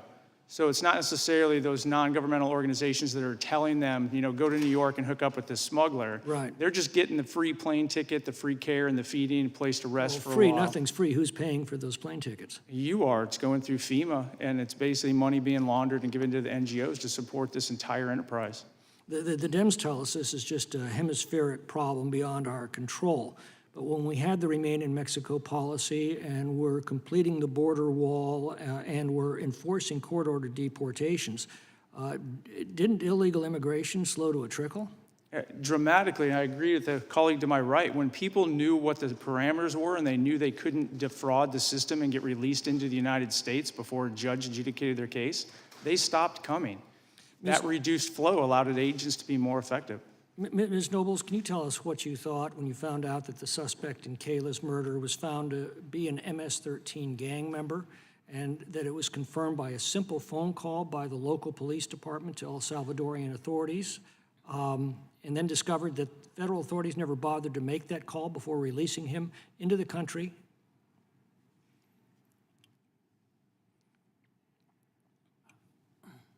I was very angry about the whole thing. And what would you have to say to the organizations and officials responsible for the illegal entry, literally, of millions into this country over the past couple of years? It's unbelievable. Like, I'm really upset about how it was failed at the border and then allowed him to go with his aunt. And then it started right at the border, and then it just went downhill from there. Thank you. Chair now recognizes Mr. Hunt, no, Mr. Jordan. I thank the chairman. It seems to me, Chief Scott, the fundamental question that people are asking is why? Why is this happening now at this scale? It's certainly the question Ms. Nobles has about what happened to her daughter, Kayla. It's a question the supervisor, it's the question the American people have. Why is this happening at this scale? Is it because, well, let me, you give me an answer, Chief, what you think the why is. The short answer is catch and release. As long as people know they're going to be released into the United States, that is the prize. They don't care about all the rest of the immigration process. And until you change that fundamental incentive that now exists, you will not correct the problem, right? Correct. Correct. And this administration decided on day one. I think this is so important for everyone to fully understand. On day one, they decided they were going to stop building the walls you just talked about in your question in response to the chairman. They said, we'll stop building the wall. We're going to end remain in Mexico, and we're going to release you once you get here. They made that decision on day one. And that says it all. So people come, they say, you know what? We won't have to wait in Mexico. There's not going to be a wall to get over. And when we get in, we're going to get released to wherever we want to go. Who wouldn't come to the greatest country ever? Good people and a lot of bad people, right? And as a result, do you think that it seems to me this administration made an intentional decision to put in place policies that have led to everything we've been talking about this morning. Do you agree, Chief? I agree with that. All the conversations I was part of focused on expediting the release of people into the United States. They were adamantly opposed to detention. And when you bring in, as the chairman just talked about, 2 million who come here or encountered who were released, another 1.5 million that we know came, but we didn't actually get it, they snuck in somehow. They got in somehow. 3.5 million people. There are going to be some bad people in there. Statistically, that is guaranteed. Drug dealers, gang members, as Ms. Nobles knows about all too well, unfortunately, they're going to be there. And also terrorists. What's the number up to now? Like, we're close to like 100 people who've been on the terrorist watch list who've been counted on our border because of an intentional decision the Biden administration made on January 20th, 2021. Is that accurate, Chief? I believe that is accurate. What's the solution? The solution is to put back in place procedures that make sure that somebody has due process, but they don't get the prize until a judge adjudicates the case. You have to end catch and release, and you can do that through detention, or you can do that through something like the Remain in Mexico program. We want to let good people come to this country, legitimate asylum seekers, we want to let them in. But you know what our legislation did? It did what you just described. It said, when you come to this country, you will either have to wait in Mexico, or we will detain you while we evaluate your claim. And the Democrats say that's radical. That is common sense. And if we'd have kept that policy, Kayla may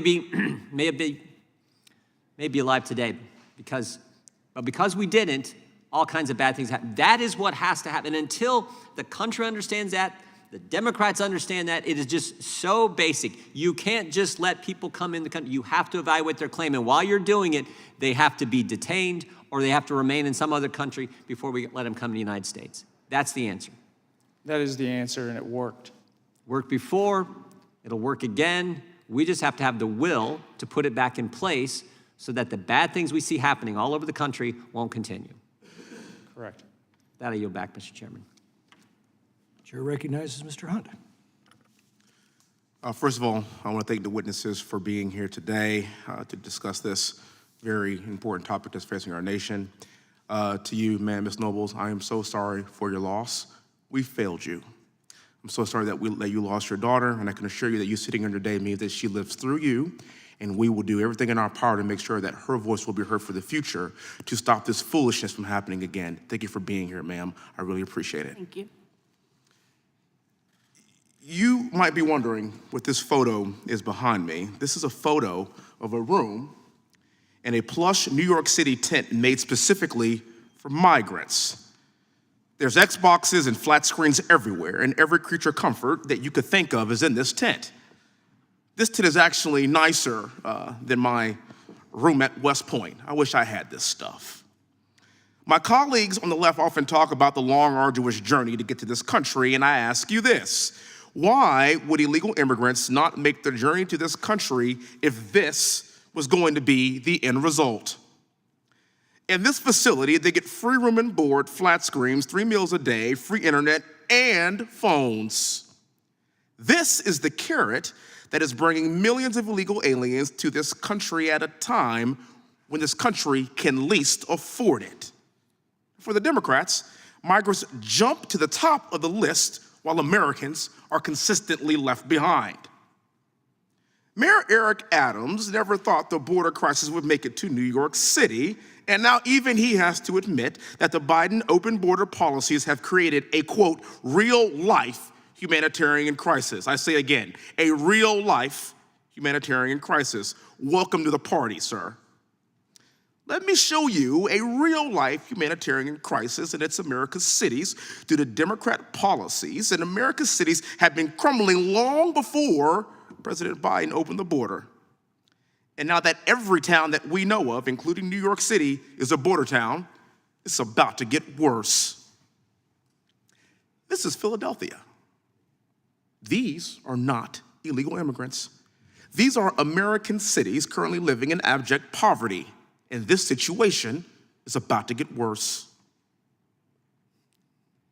Greetings from Gary, Indiana. Or is that eastern Ukraine?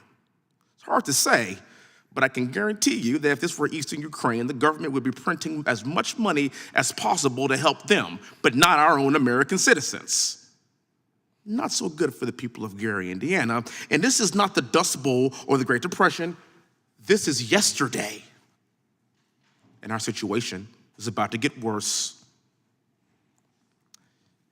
It's been 3 months since a train derailment in East Palestine, and the people of East Palestine don't have the necessary resources to rebuild, and the community can't even drink clean water today.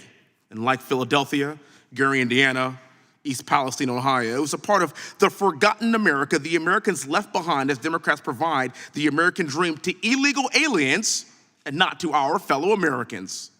I've got news for you. It's going to continue to get worse. We have San Mateo, California, in California's 15th congressional district. If some of my colleagues would spend more time in their districts instead of inside the Beltway, they would see the destruction that their policies are causing their own districts and their own towns. And perhaps then they'd have a different position on the southern border. And it's about to get worse. But wait, there's more. This is Redwood City, California. Or is it Tent City, California? Does this look like a country that's thriving? Does this look like a country that's equipped to handle a massive influx of millions more into this country illegally? I think not. The situation is only going to get worse. This is the death of the American dream, and it starts with the carrot, as I discussed in the very beginning, and ends in abject poverty and despair for Americans. It ends in us losing control of our sovereign border. It ends with cartels running our sovereign border and killing our young people. It ends in fentanyl overdoses. It ends in crime. I'm a military guy by trade. I've never seen a derelict of duty like this in my entire life. This is insanity. And while we owe the American people an apology, we also owe them to do our damn jobs. Thank you so much for being here, and with that, I yield back. Thank you, ma'am. God bless you. Gentleman yields back. The chair recognizes Mr. Swalwell of California.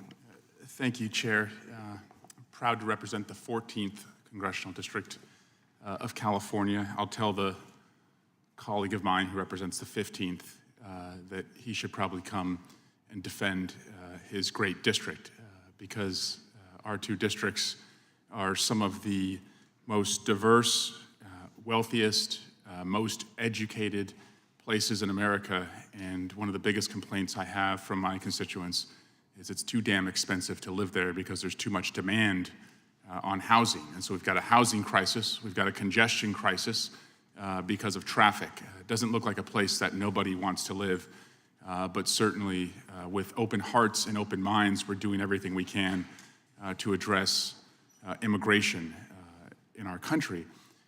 What I hear from my colleagues in this hearing is more chaos, an appetite not for solutions, but an appetite to pander to grievances. They don't want to solve the problem. That's not worth anything to them politically. They want to stoke fear. When the Border Patrol seizes fentanyl at the border, God bless them, thank them for doing that. They don't celebrate the Border Patrol. They try and use that to own the libs and clap back at Joe Biden. Where I come from, when cops do their job and catch the bad guys and take drugs off the street, we thank them. We don't use them as political tools because we don't have any ideas or solutions when it comes to immigration.